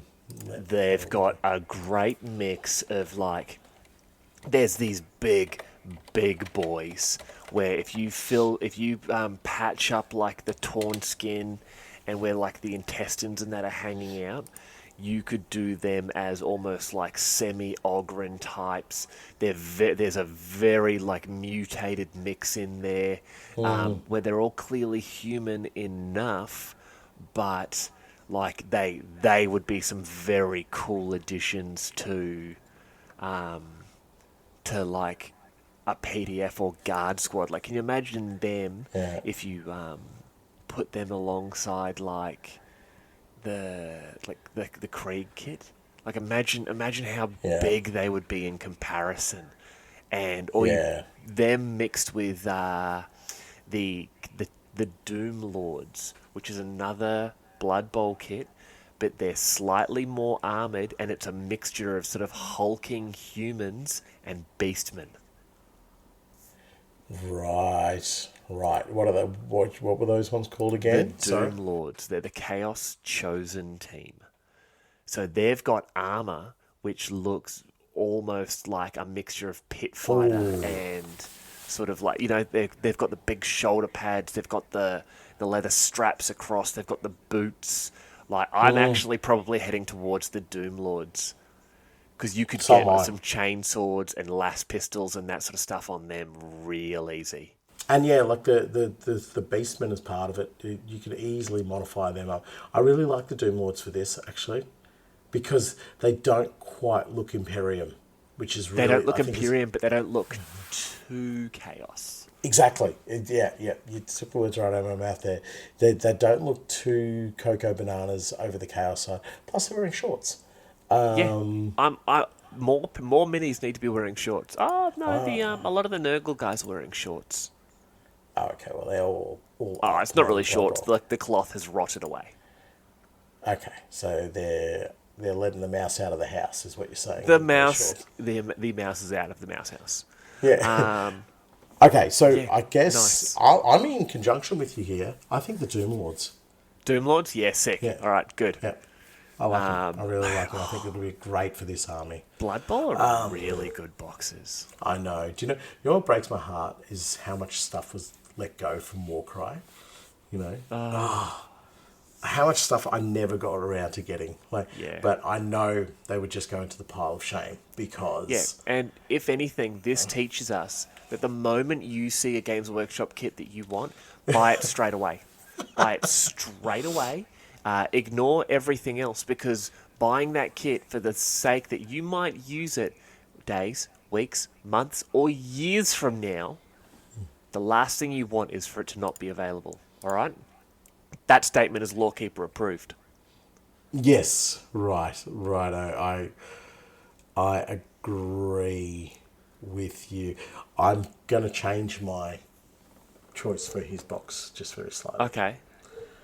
The Is it the Warcry. Ogryn? No, Okay. it's the Warcry Chaos Legionaries as a representation of the pit fighters. Chaos Legionaries. Now, forget the guys in the mega armor and whatever, like that kind of stuff, like the leader. I Oh, don't the care about Chaos. him. Oh, man. It's the dudes who aren't wearing as much armor. Do you know what I mean? I think if you were to smash these together with a box set of Goliath, I think you would have a really, really beautiful outcome. And look, I mean, if we had to go a single option, the Doom Legion, but if you were to be smashing a couple of Yeah. boxes together, these guys look really, really good. Yeah. Yeah. Basically, Adam, go and buy all of these boxes. Yes. And you just pick one. If you win, like, you just tell us which one you aren't going to buy, and then we'll send you that one, but you have to buy the rest of them. And then Yes, yeah. whatever We parts that committed. you don't use, you send to us. Absolutely. That's exactly how this show works. Perfect. Perfect. Okay. So my next read. We do have more reads, don't we? Yeah, Yes. yeah. We got. Well, this is my last one.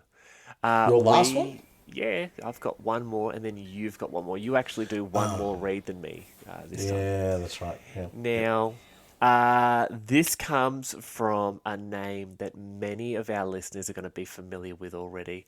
It is from the baddest dentist in all of the Underhive. My friend, your friend, creator of the official Stavros and Pockets minis. It is our boy, Dr. Toe. And he says, "Hey guys, especially Sam, back again with another story for you about the town of Freehold. I've been really enjoying listening to the Listener All Lore episodes, and it's helped me create even more lore for the town and give it more life. This one ended up being a bit of a long one, but I hope you love it and enjoy the characters." And he's titled this story Ghosts of the Past. There'll be no interruptions, Nathan. He did not say, especially Sam. He just said, "Hi guys, hi Dr. Toe, lovely to hear from you again. I will allow you to continue in 3, 2." Wait for it. Wait for it. What? Good discipline. 1. Go ahead. A chaotic ash. You're an idiot. A chaotic ash storm rages, obscuring a caravan's arrival to Freehold. Nomads guide them safely into the hidden, once mining settlement, turned town for abhumans, outcasts, and any who grace its doors. This was the arrival of Edward Payne. Edward's left arm ached with a phantom pain beneath its cybernetic replacement, a constant reminder of the life he'd fled. His old brown duster whipped in the wind, the wide-brimmed hat casting deep shadows across his eyes that had seen too much. Every scar on his weathered face told a story he desperately wanted to forget. Upon his arrival, Edward finds work as a mechanic in town, keeping a low profile, avoiding the other townsfolk, and only interacting with them when necessary. He's here for a fresh start, hoping to leave his past behind. After several months, Edward started to feel more at ease in Freehold, and begins to open up to the other townsfolk, taking on odd jobs and settling disputes as a mediator. One day, Edward went to the local bar, the Twisted Seven, after a long day of work to unwind and to relax with some of his drinking buddies. While there, his cybernetic arm is revealed in a tense moment when he stops a dispute between two miners. This wasn't any normal piece of tech. It was high grade, military, made clearly for an officer of either the Imperial Guard or the Enforcers. Then came the questions he'd been trying to avoid. Edward Payne was a former Enforcer captain from Hive Minerva. He lost his arm in a bust while taking down an Escher drug ring. The Crayola cartel, led by Roxy Voss. They were targeting Goliath with new drugs named Crayola. The Goliath couldn't get enough of the stuff, but it was laced with a gen-modified acrotic slime, so it would slowly kill them by consuming their brains. Edward's victory over the cartel was brief. Roxy may have been dead and gone, but her influence was still alive and well. After his recovery from his injury and with his new arm attached, Edward found himself in front of an enforcer court, charged with the murder of a fellow officer of the law. One of his sergeants had been murdered, and he was being framed for it. He was to be exiled from the hive and banished to the wastes, never to be seen again. A necromundan favourite pastime, if I do say so myself. As luck would have it, he found an abhuman caravan having some engine trouble. He was a mechanic in his youth, and it had paid off. He offered to help them, but only if he could catch a ride anywhere out of the wastes. He got them on their way again, and they showed him to Freehold. Big Clarence, the mayor of Freehold, caught wind of Edward's past and confronted him privately, asking him to consider being the town sheriff because of his background and how he already began to handle the other townsfolk's plights. Edward refused, haunted by his past and as enforcer captain, especially after being framed and banished from his hive. A few weeks after the bar incident, a violent attack is carried out on a supply caravan on its way to Freehold. The survivors reported being ambushed by Escher gangers, led by a masked figure. Among the survivors, a young girl slips an Edward a note. It simply says, "They're coming for you." Edward learned the remainder of the Crayola cartel had been tracking him for months, led by Roxy's daughter, the great Lyra Voss. She sought vengeance for her mother's death and planned to destroy everything and everyone that Edward held dear. Edward's reluctance to take up the sheriff's badge began to crack, as the attack on the supply caravan was a message to him. The mayor convinced Edward to finally take the authority to stabilise the town. Edward reluctantly agreed and immediately deputised a group of citizens as support. During another ash storm, Lyra led a full-scale assault on Freehold, hoping to use the chaos to her advantage. Edward and his team were a step ahead and prepared an ambush of their own, using their knowledge of the old mining town's tunnels and layout. During the chaos, Edward found himself facing Lyra in a one-on-one duel amidst the storm. Battered and fatigued, Edward managed to disarm Lyra and offered her a final chance to surrender and end the cycle of vengeance. Lyra refused, choosing to die free rather than to be captured.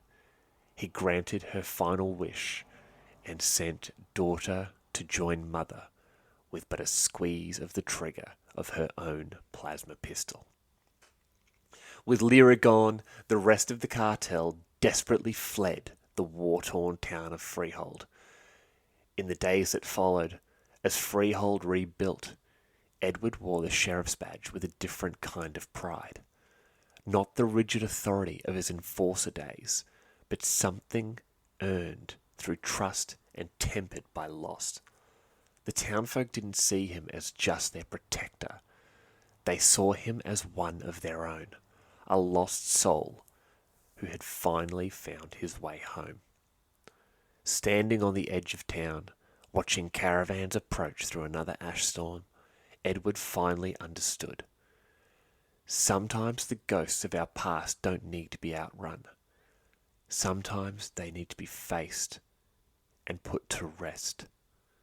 His cybernetic hand rested on his badge, no longer hidden, no longer a source of shame.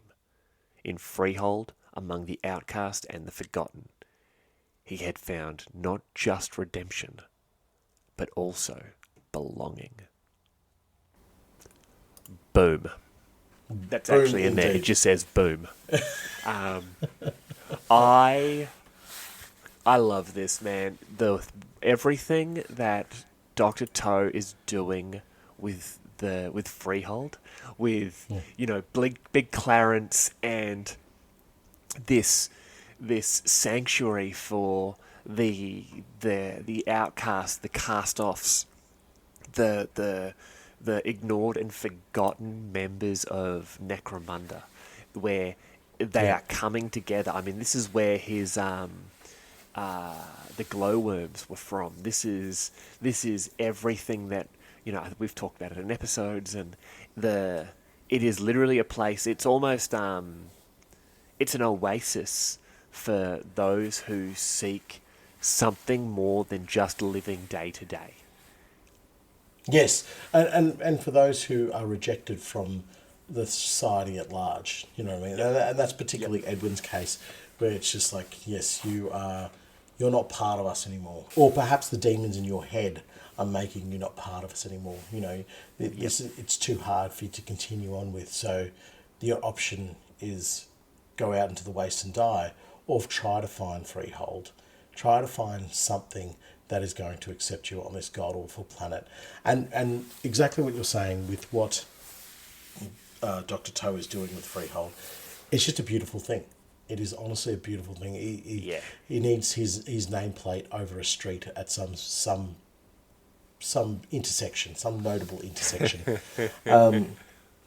But you get a sense of like community from the way he writes about freehold, the way he writes about Edward and so forth. I get this idea that, the mayor could have come to him and forced him to pick up the badge, or could have done something to say, no, you're a fighting body, you'll be fighting for us, blah, blah, blah.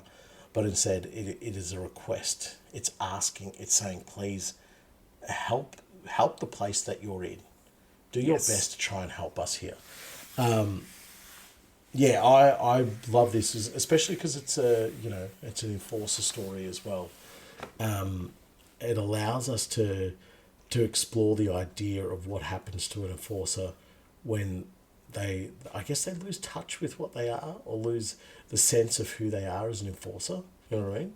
Yes. They get driven away, and their overall purpose and the reason for why they are and who they are has vanished. And it's this, I guess, under pressure situation that comes along where Edwin has to go, do you know what? I'm a protector. That's all.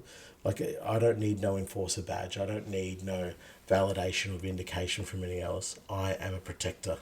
And so he takes that on board now as I am the protector. And it's a beautiful story. Yeah, but that also says a lot about Big Clarence, where he could have said, listen, man, if you're going to stay here, you have to be sheriff. He could have, but that goes against everything that freehold exists for. You can't just tell people what to do. You can't force them into being something or someone they are not. Big Clarence understands that, which is why the people elected him as their mayor. Totally. I'm a big fan of Big Clarence.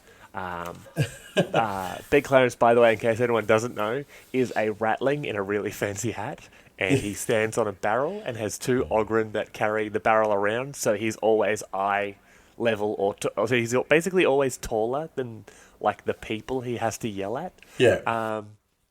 But no, I love what you're saying there, where he could have told him, you have to be the sheriff or you can leave, but he knows that would have just pushed Edward away. And yes, 100%. It took Edward seeing what was happening because of him. And I think everyone around him would have known, this is happening because of you. But You are fighting against it because you are one of us. And Edward knows that at the end. Yeah, there's a lot of the stuff we're getting so far is being like really sort of inspirational, isn't it? Like, Yeah, oh, definitely. It's like anything to do with cops or the military, and everybody's like, oh, you know, let it pull on your heartstrings. Let it like make you feel like you want to be part of them or one of them. You know what I mean? So, yeah, which I don't really want to, but you know. I've already signed us up to join the army. Great, Yeah, thanks. I'm deaf, so I can't join. So they're gonna make you serve twice. Well, I'm fat and I can't run, so good luck. I'll join the artillery. Right, so yeah, I'm exploring this idea. I think you could put a motley band around Edwin. You know, Oh just yeah, just like these are his deputies. That's the way I see this. these were These his are drinking buddies that he turned into deputies. into deputies. Yeah. Yeah, yeah. So you go, yes, you get a badge, and you get a badge, and you get a badge. And so you're able to create this team, this unit, this gang, whatever you want to call them, of quite like random individuals of who's going to be fighting alongside of him.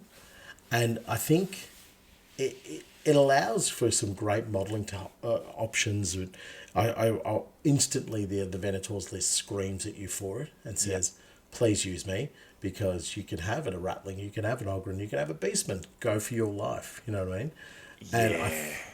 I think that's where you would see Edwin, just a human leading that group together, but there's almost a sense of nobility to what they're doing. It's not just, you know, we're going off and raiding, we're killing, we're protecting freehold, but at the same time, like we still got to make coin. So we do our looting and we do all of those other things that come naturally to anybody who's necromundan. But at the same but in the same breath, we do it for the overall betterment of freehold. Yep. Yes. So I'm really this is a really good write up because it allows you to just pour out some ideas. I will say one thing though. Oh my word! It is so hard to pick a box for this. I've looked for a couple of days now, and this force really is something that needs like, I don't know. You need a few of. I guess you need like an Ogren and you need a Rattling and you need a this to truly represent freehold. So yeah, I am at a loss in terms of the box, but the idea and the ability to generate the idea from it ideas from it is astounding. Great, fantastic. Keep up the good work, good sir. I'm looking through them now. Like obviously, I would want to be building something around Edward. Um, Edward. Edward. Edward Payne. I The was calling enforcer him captain. Edwin. Edwin. I like the name Edwin. We calling He's him Edwin. I was calling him Edwin. I meant Edward. Sorry, Doctor. My apologies. I'm gonna go back to Blood Bowl. I'm gonna go the Old World Alliance Blood Bowl team, the Middenheim Maulers, because you get a bunch of humans, and they're the old school humans in the very obviously, like football pads. You got a bunch of dwarves in there, which you could do as squat members of Freehold. Then you have halflings, which would be the Rattlings. Um, Yep, that's pretty much the only thing that I was looking at. But that's like,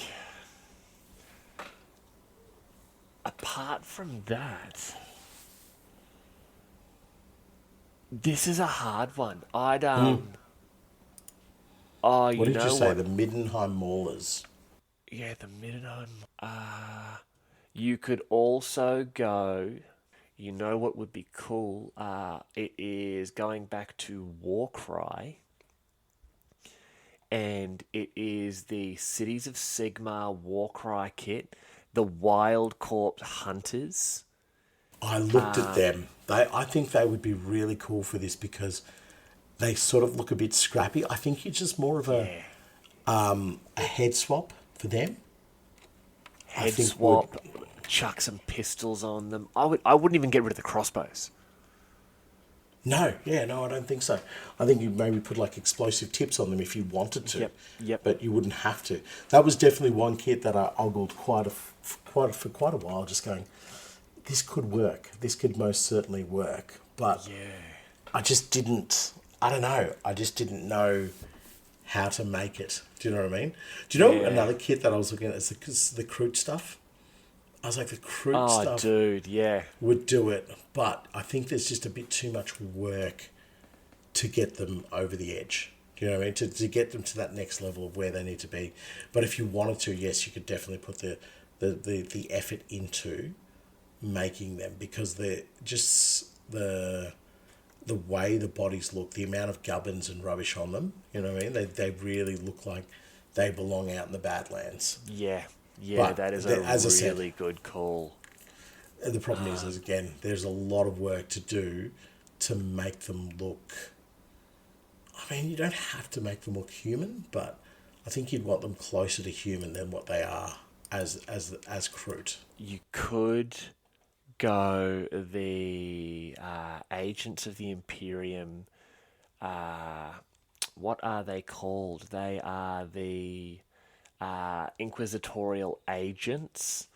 They're a little roby for my liking here, but they have a very ad hoc appearance that you could use them as a great basis for kit bashing the different members of Freehold. They'd be very human, but they'd still be an option.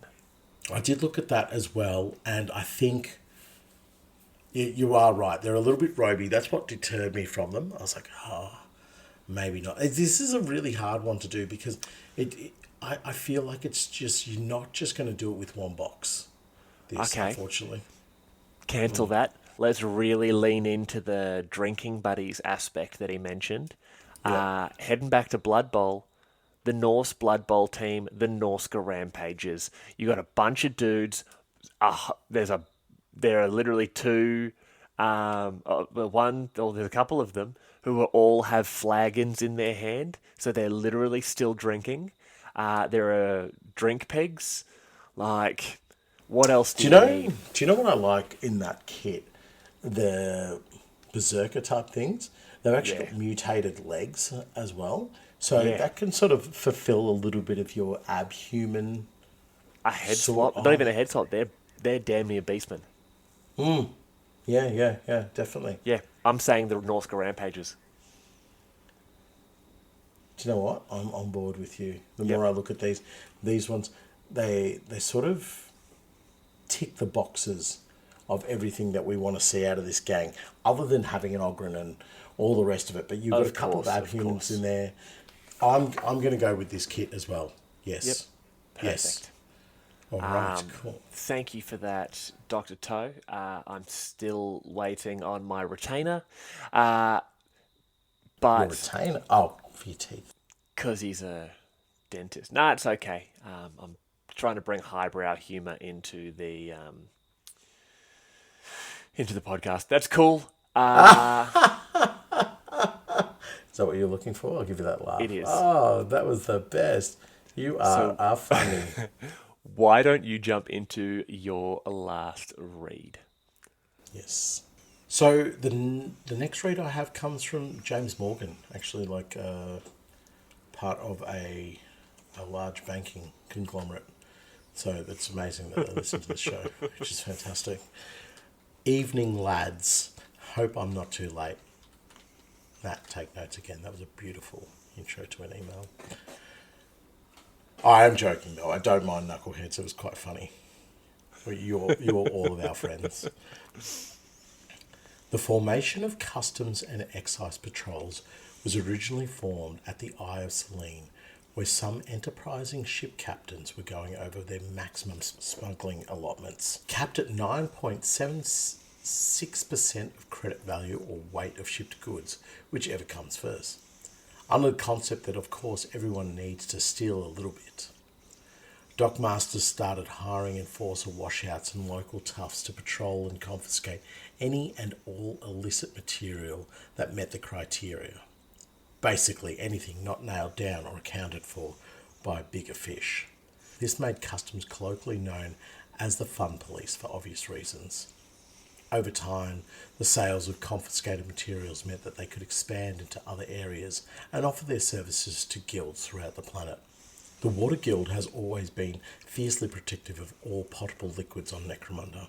While this normally extends to fresh water and that of the second-hand variety, necessity of the hives and wastes has had to get a bit more creative so as that they do not die of thirst or go mad from drinking only second best as their diet.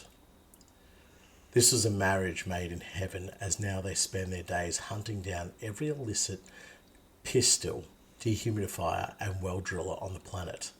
Some patrols even use sponges to mop up condensation on flat surfaces. This has I love that. This has further reduced their popularity to that of a fart in a spacesuit. The effect this has had on recruitment has meant that they only have two options for finding new recruits. First, the return of good old press gangs. They use their illegally obtained water and sell it off at market rate with not an unreasonable markup, when an unsuspecting street tough might end up having taken the guild's water for no charge. When they wake up, they might find themselves in a different jurisdiction. The other way comes from handing out free water at scrum ball matches and waiting for the last man standing at the inevitable brawl to be then offered a job. These tactics have the Enforcer, PDF and some of the more law-abiding gangs looking firmly down their noses at these customs and enforcement patrols. And the occasional shootout or ambush has not been unheard of. So this idea actually has engineered an idea in my head already about, what are the troops on Selene? Where are they coming from and who are they fighting for, and, how do they get back down onto the planet, and can they be effective down on planet? I think it'll come out in our next hobby diary, but this has got my creative juices flowing inside my brain. I really am engaged with the idea that these are customs and excise officers. So it's almost like made up nonsense that they created for themselves. They're just like, yep. we do customs and we do this. What exactly does that mean? It means shut up. That's what it means. And give us whatever we're demanding. So whether that be, the increased amount of, cargo that you're bringing in, or whether that mean the water that they're attaching themselves to with the Water Guild and just grabbing those small little bits and dregs and, as I said, mopping up the condensation so that people don't have any other avenue to go to other than the Water Guild, And so really just being, like, for use of a better term, bastards in the Underhive, which is a very, very difficult thing to be, because there are already so many of them in the Underhive, and yet these guys have got a reputation of being like, they're here. They are the most unlikely, unlovable, unprofessional monsters we know on the planet. Because they take, as he said, they take the fun out of situations. They take the money earning potential. They take the water. They take all of these things that people just get that tiny sliver of hope or joy in their life in Necromunda, and the customs and excise patrols come and take that away. What a bunch of doodle heads. I'm genuinely imagining them as, basically every sci-fi movie has, when you dock at the station, their customs officers come on. They're like, "Yep, show us your inventory list." Okay, yep, cool. Show us your inventory. All right, we're gonna get the scanners out. We've got to check for anything. So how about you just tell us where the smuggling holes are, and then we seize that stuff, and You carry on your way. So you sacrifice this one hold. We know there's 5 more, and I don't have the time to look for those because I have to sell this crap off and then go to the pub. So Yeah, yeah, stop screwing around. Give me that, or I just seize the whole ship. I seize the whole ship, and I have to fill out a bunch of paperwork, which means I'm going to brutalize at least one of you before you get to the holding cells. yeah. You feel me? And they're like, yep, got it. But then you can imagine one of these crews is just like, okay, that's weird. On your inventory list here, it doesn't say anything about water, but you're currently drinking a glass of water. So that's illegal contraband. We're going to need to seize. In fact, we're going to seize all of the water on this ship because your inventory doesn't say it. And he's doing that because he knows damn well that he can take that down to the local drinking establishments or that gilder that he's got the agreement with that he then sells it to. Because if they can minimize the amount of water coming onto the Eye of Selene, they can minimize the amount of water going down to the planet, which is where the guild's obviously making the most of their money and holding the most of their control. Yes. Yep. But for sure. yeah, Yep. I see these guys as, what movie is it? It's Training Day. Training Day. Training Day, with Denzel Washington, Yeah. where he's Oh, training shake. Ethan Hawke.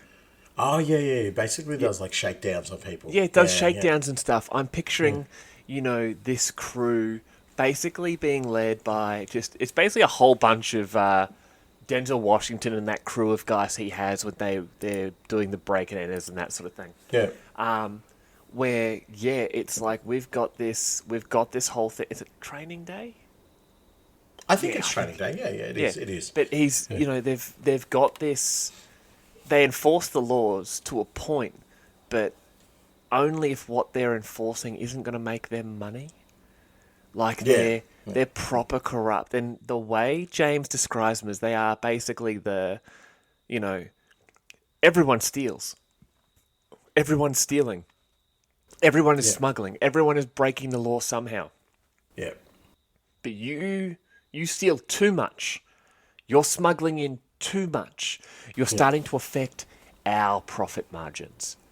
Yes. So we're going to get these thugs, these toughs, to affect your profit margins. And what we seize, we sell, we make more money.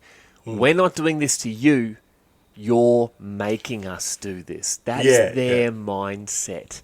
And I love the fact where he says the dockmasters were hiring enforcer washouts and local toughs. So they're literally getting the ones that were, because we know about the enforcers, they're kidnapped. They're brainwashed and forced to become police officers in different hives or on the Eye of Selene.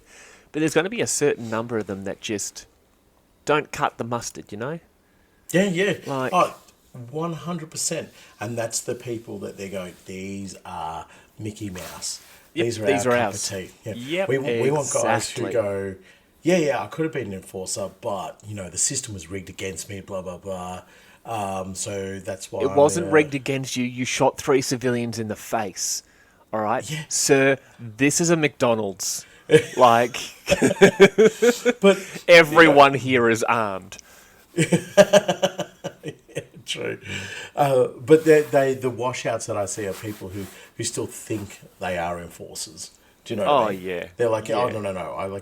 I've and in your youth and in my youth, you've definitely met like the odd security guard who's just like, oh yeah, I'm basically like a police officer. You're like, He's wearing the tactical vest and the Punisher logo. Yeah, And, it's just constantly like giving you ocular pat downs. yeah, It's like, yeah. you're not giving it like you're literally just staring at my butt.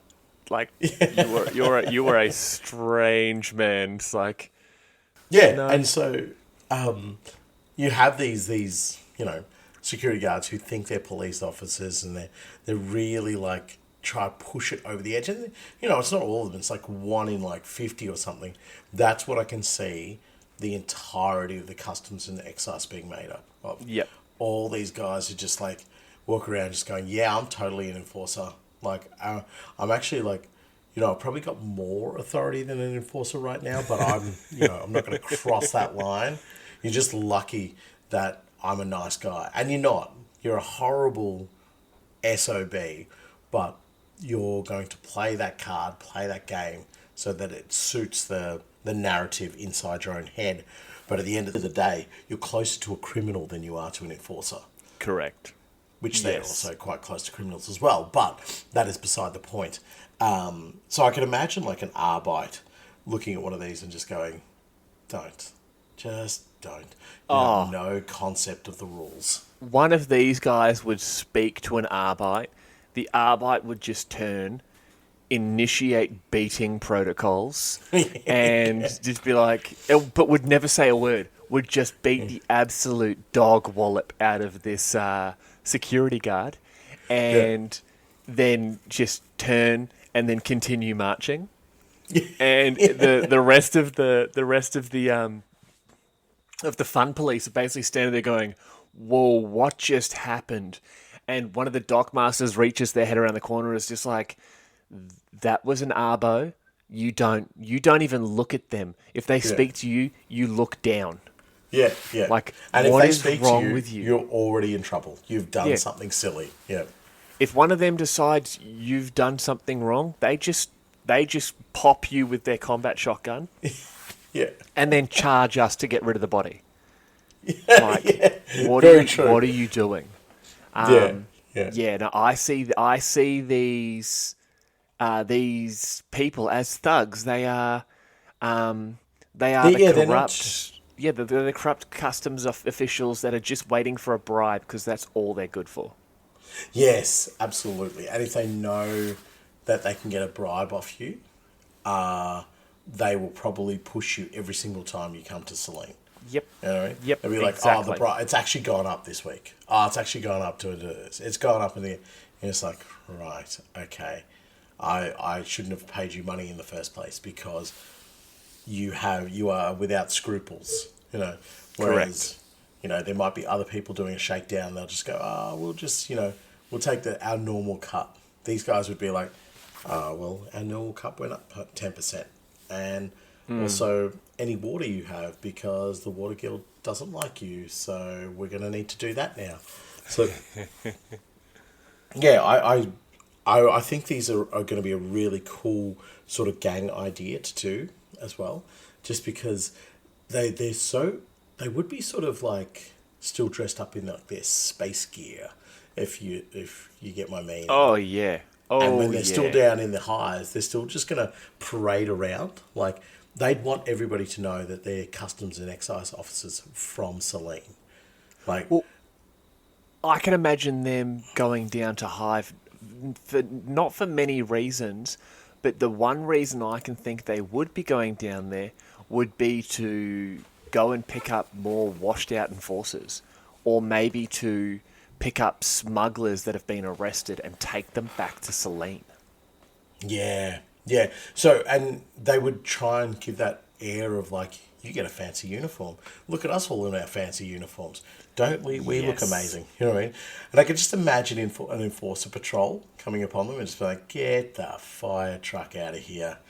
Like, I actually remember you through the program. You're an idiot. You're an idiot of the highest order. Yes. The fact that you're coming down here waving that, like, made-up badge, like, we're going to start kicking your teeth in. So, they would be told not to mess with enforcer patrols and or anything that's actually, like, legitimate law.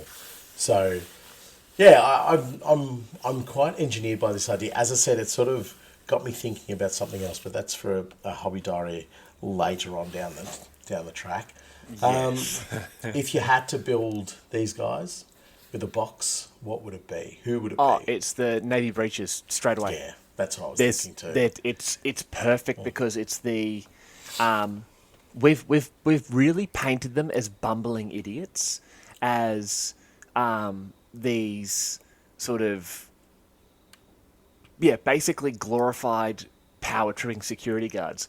But you would have groups of them that are so well trained that they literally are breaches, where they've got the True. bumbling Yeah. idiots at the front Yeah. going, "Oh, yep, where are you smuggling the illegal productions?" And these smugglers are just going, "What are you talking about? You you actual fruit. Like, were you grown on a plant?" Meanwhile, the ones who are actually trained have left an airlock, have pushed themselves, like free jumping across to a side platform on the ship, have maglocked their boots onto it, have attached breaching charges, have gotten into the cargo holds, and have actually started executing the illegally smuggled mutant labour that this Yeah. cold trader was bringing onto the planet. Yeah. Yeah. And at the same time, they've now seized control of the command deck, and the ship belongs to them. Like, they Yes. are proper, just hard nuts. Yeah, they're proper breaches, as you say. Yes. They are like, you know, they're not in name only. They might have started off as washed up this or tough that, whatever. Yep. But they are at a point where their experience and whatever little training they have has made them become very, very deadly. You know, Yeah. and probably they'll never be respected as a proper fighting force, but those who have to encounter them respect them as that fighting force. So I think the Navy Correct. breaches work really well for it. You would have to, like, you know, get rid of most of the Imperial stuff. I imagine they would have an eye representation or just a circle or something like that that shows them and their attachment to the Eye of Selene. See, combining a box of the breaches and maybe a box of the standard enforcers, and then just a proper smattering of scum bits and ganger bits and Yep. like just prime bits from your bits box, mate, Yep. you are in perfect position to convert up the fun police here. Yeah, Sorry, you're the totally customs right. and excise patrols. Customs. I, to- I totally agree with you. Like this feels like it should be two boxes smushed together, potentially even a third. You know, but definitely if James wins, it'll definitely be the breaches. Breaches. Nice. Well, that was your final read. That was. And Now we get to pick the winner. before you get What? into that, it would not be a listener law without a little tradition that has started. When this one came in, I hid this from you. A righto. Okay, underhanded. It is a Understood. final entry, and I'm not going to say who it's from. Okay. I'm just going to get into it. Firstly, ahoy team. Here's my lore entry for military or enforcers, and this one relates to the enforcers being the worst ever. P.S. I love you, Spamuel. His steel I can't see that email. drummed. So Huh? I can't see the email, so I'm assuming he didn't say that. Yeah. No, he didn't. His steel-tipped boots drummed a regular tattoo as he marched down the hallway to his office. As Proctor Fagan neared the door, a new subaltern presented him with a red envelope detailing the incidents that had occurred in the previous cycle. Without missing a step, he grabbed the envelope and marched to his desk. Thumbing open the envelope, he quickly scanned the document for any evidence of heresy or recidivism. Nothing. Just multiple complaints about missing children. A common theme now that the bastard House of Cawdor had started to assert itself in his area of dominion. The populace was riled, and something needed to be done. Helmore's peace would be disrupted if Genpop thought that the Holy Brotherhood was stealing children, and the enforcers were doing nothing about it. Nodding to his subaltern to attend him, he gave his orders. There's too many children going missing owing to this bastard cult. I want you to task Force K-19 to raid the Cawdor stronghold. Any children there are to be presented to the propagandist to let the populace know we are taking their concerns seriously.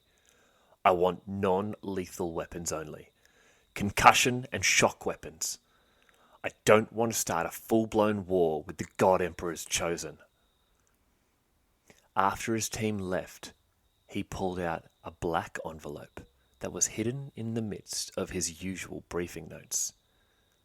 20. 20 was a good number. Leaving his office on his own, he made his way down the holding cells from the previous night's guests. Cell 1. Too much wild snake. Cell 2. Too many hormones. Cell 3. Full. Full of 20 children that had been collected by his enforcer snatch teams in the night. Sergeant Paul, the proctor called out. Were these all collected tonight? Aye, sir. Snatched from their beds or after curfew. No one will know it's us, and we can blame it on those bastard Cawdor. As the proctor marched off, he thought that if only one of those children survived to be a rookie, in his cause, then it would have been worth it. The others, well, they can be of use in life or death. And that comes to us by our good friend Hairy Bob. Every episode, he manages to make us feel feelings. And in this case, the enforcers are snatching children. Mm-hmm. Right? Literal kidnapping. And they are snatching it. Yep. All right?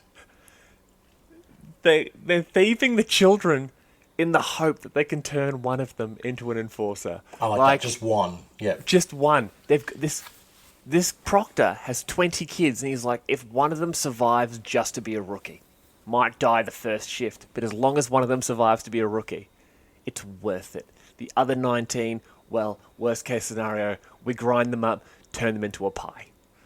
Like... child pie. My child favourite. pie. After today's children's birthdays, we might have wanted to make a few child pies. No, Bob has come in and has basically also said the gang idea for this one is an enforcer snatch team that only deals in snatching children. I'd give them concussion weapons, magnicals, and as many web guns as possible to be truly hideous children snatchers that they are. Like, okay, I have notes. Do you want to hear my notes? I do. Firstly, shut up, Bob. Don't send us stuff that hurts my feelings.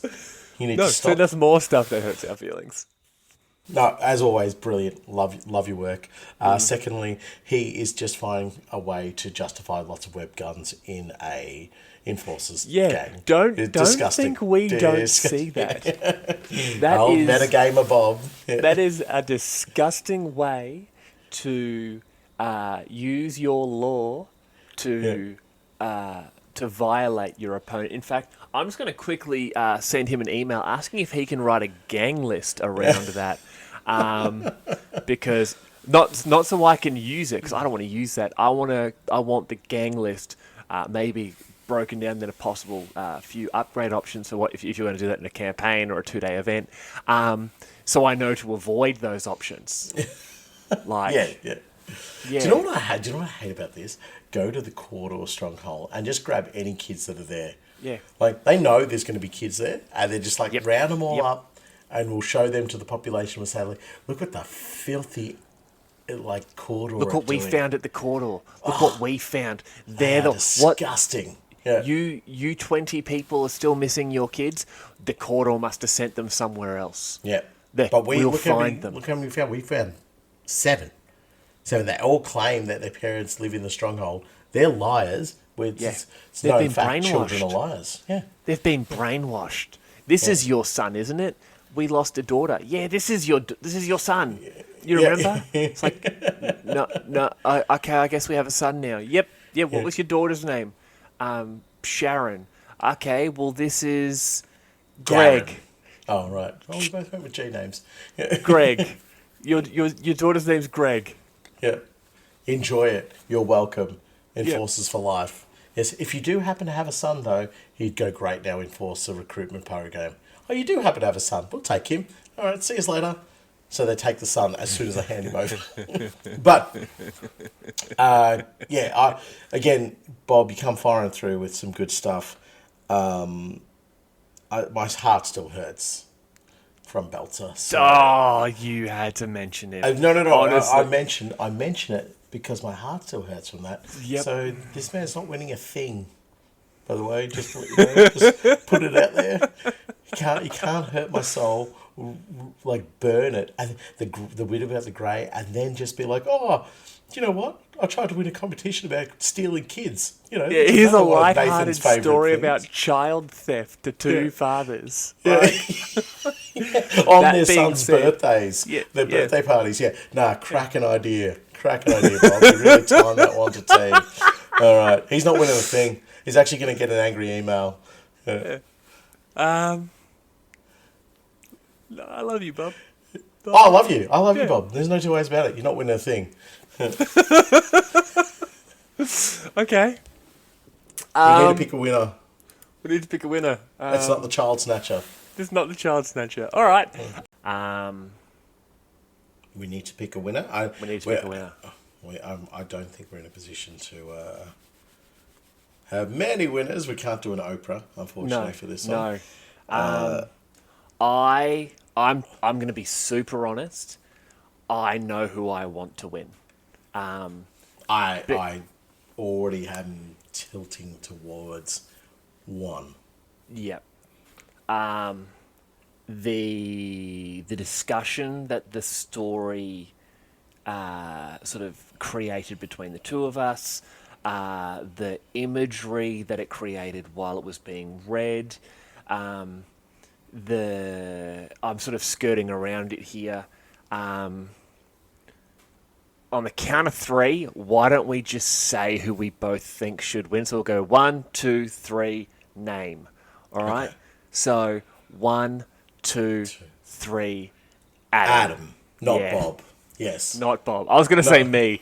Yeah, the way, everything that was coming through, all of that, it was just stirring. It was stirring, great word for it. It stirring. killed me. Yeah. It And it's just killed me. inspirational. It was Yes. stirring. The other thing that got me for this was that it's necromundan. You know, it's never Yeah. getting off this planet. It's a bit of folklore. It's a bit of mystery. It's just something that you could see discussed around a table at a lucky 6 or an unlucky 7 or whatever the case might be, and you can see this story and people go, don't listen about that. Don't listen to the Halric story. We all know it's rubbish and made up nonsense. And then there'll be somebody else who goes, well, one of my ancestors actually fought in that battle. They'll be like, get out of it. Yeah. You know, so there's a great deal of like connection, but in what you're saying, you're 100% right. It's very stirring. And that is not to say that the other ones were not inspiring. Every single one that we picked, we got something out of, definitely. Yes. But yes. I think for Adam, it just made me like, I wanted to know the intricate details of that battle. You know, I wanted to know what was his great calamity that caused Halric to be kicked out of House Grime. You know, what I mean? Those mysteries that allow us to just have an imagination with it. That's what he's done with this story. He said, hey, this is something I've written. And, oh, by the way, here's a bunch of questions that I'm just going to leave there. And you're just like, all right, so what did Halric do to get that? No, shut up. You don't need to know that. It's unspoken because it's caused shame. You're just like, If I had the choice right now, if somebody came to me and said, "Do you want to know who the other two Primarchs are, or do you want to know Helric's disgrace?" I'd be like, "Helric's disgrace." Helric's please." disgrace. Yep. Yeah, Yep. because a Primarch is a Primarch. I know, big tough guy, whatever. But Helric, what did you do? You're a Necromunda and you're a noble. Like, you should be able to get away with almost anything. What did you do, you naughty no good? Tell me. But anyway, yeah. So that for me is our winner. To James, Lachlan, Matt, Dr. Toe, and Bob, thank you so much. All of your entries were just, they were very, very inspiring, and they're just things that we made sure we got them out to the wider audience. I think that people needed to hear them. They were really important for us in terms of generating some ideas and some thoughts.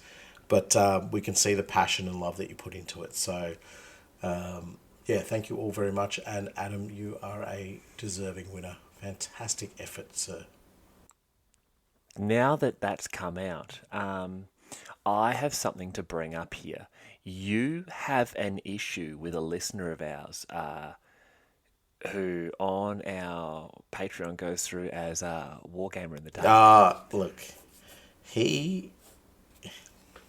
You know what? I'm going to pick the high road here. He's a good man.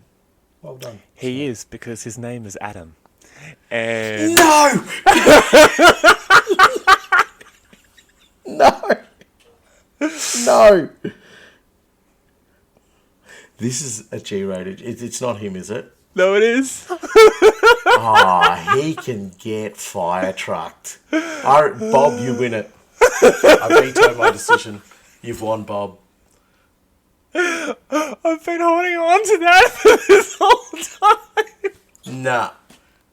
Do you know what? The writing was shit. Helric was boring. Add humans in a guard regiment. Please think it through. That's never going to happen. Like mutants and psychers, unshackled psychers. Oh my god! Have you ever picked up any lore about 40k or Necromunda? You've embarrassed yourself, Adam. You've embarrassed yourself like the club you support. So I'm angry. He's not winning a thing. You know what? He's not winning a goddamn... I'll send him a lump of coal. That's what I'll send him. Use that in your bloody circuit board or whatever you do.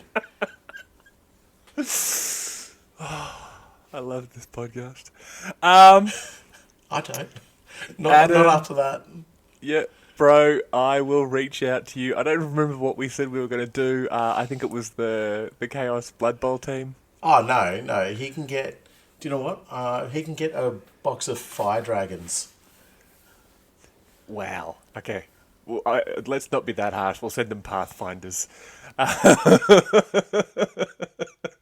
So, I am going to close this episode off with a quote. But before I do, thank you once again to everyone who entered.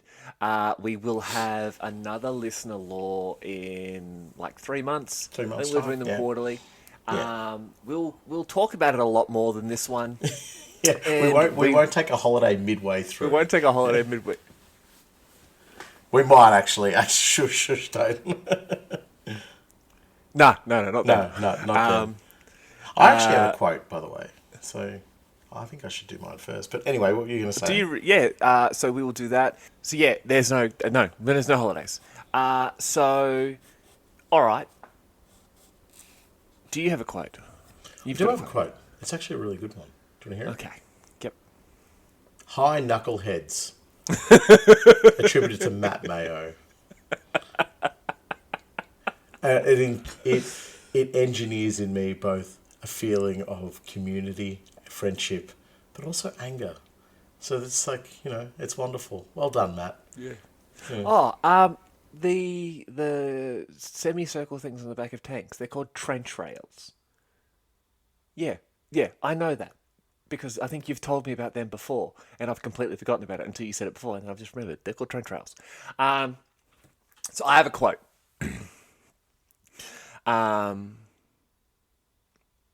This comes from something that Nathan read earlier, and I think it's very powerful. It has just stuck with me. They were mutants.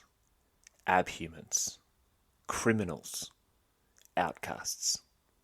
Yet in that moment, they were more than that. They were soldiers of the Emperor, and they would not fall here. Poorly written, poorly executed. Enjoy your episode, folks. Not you, Adam. Bye, scummers.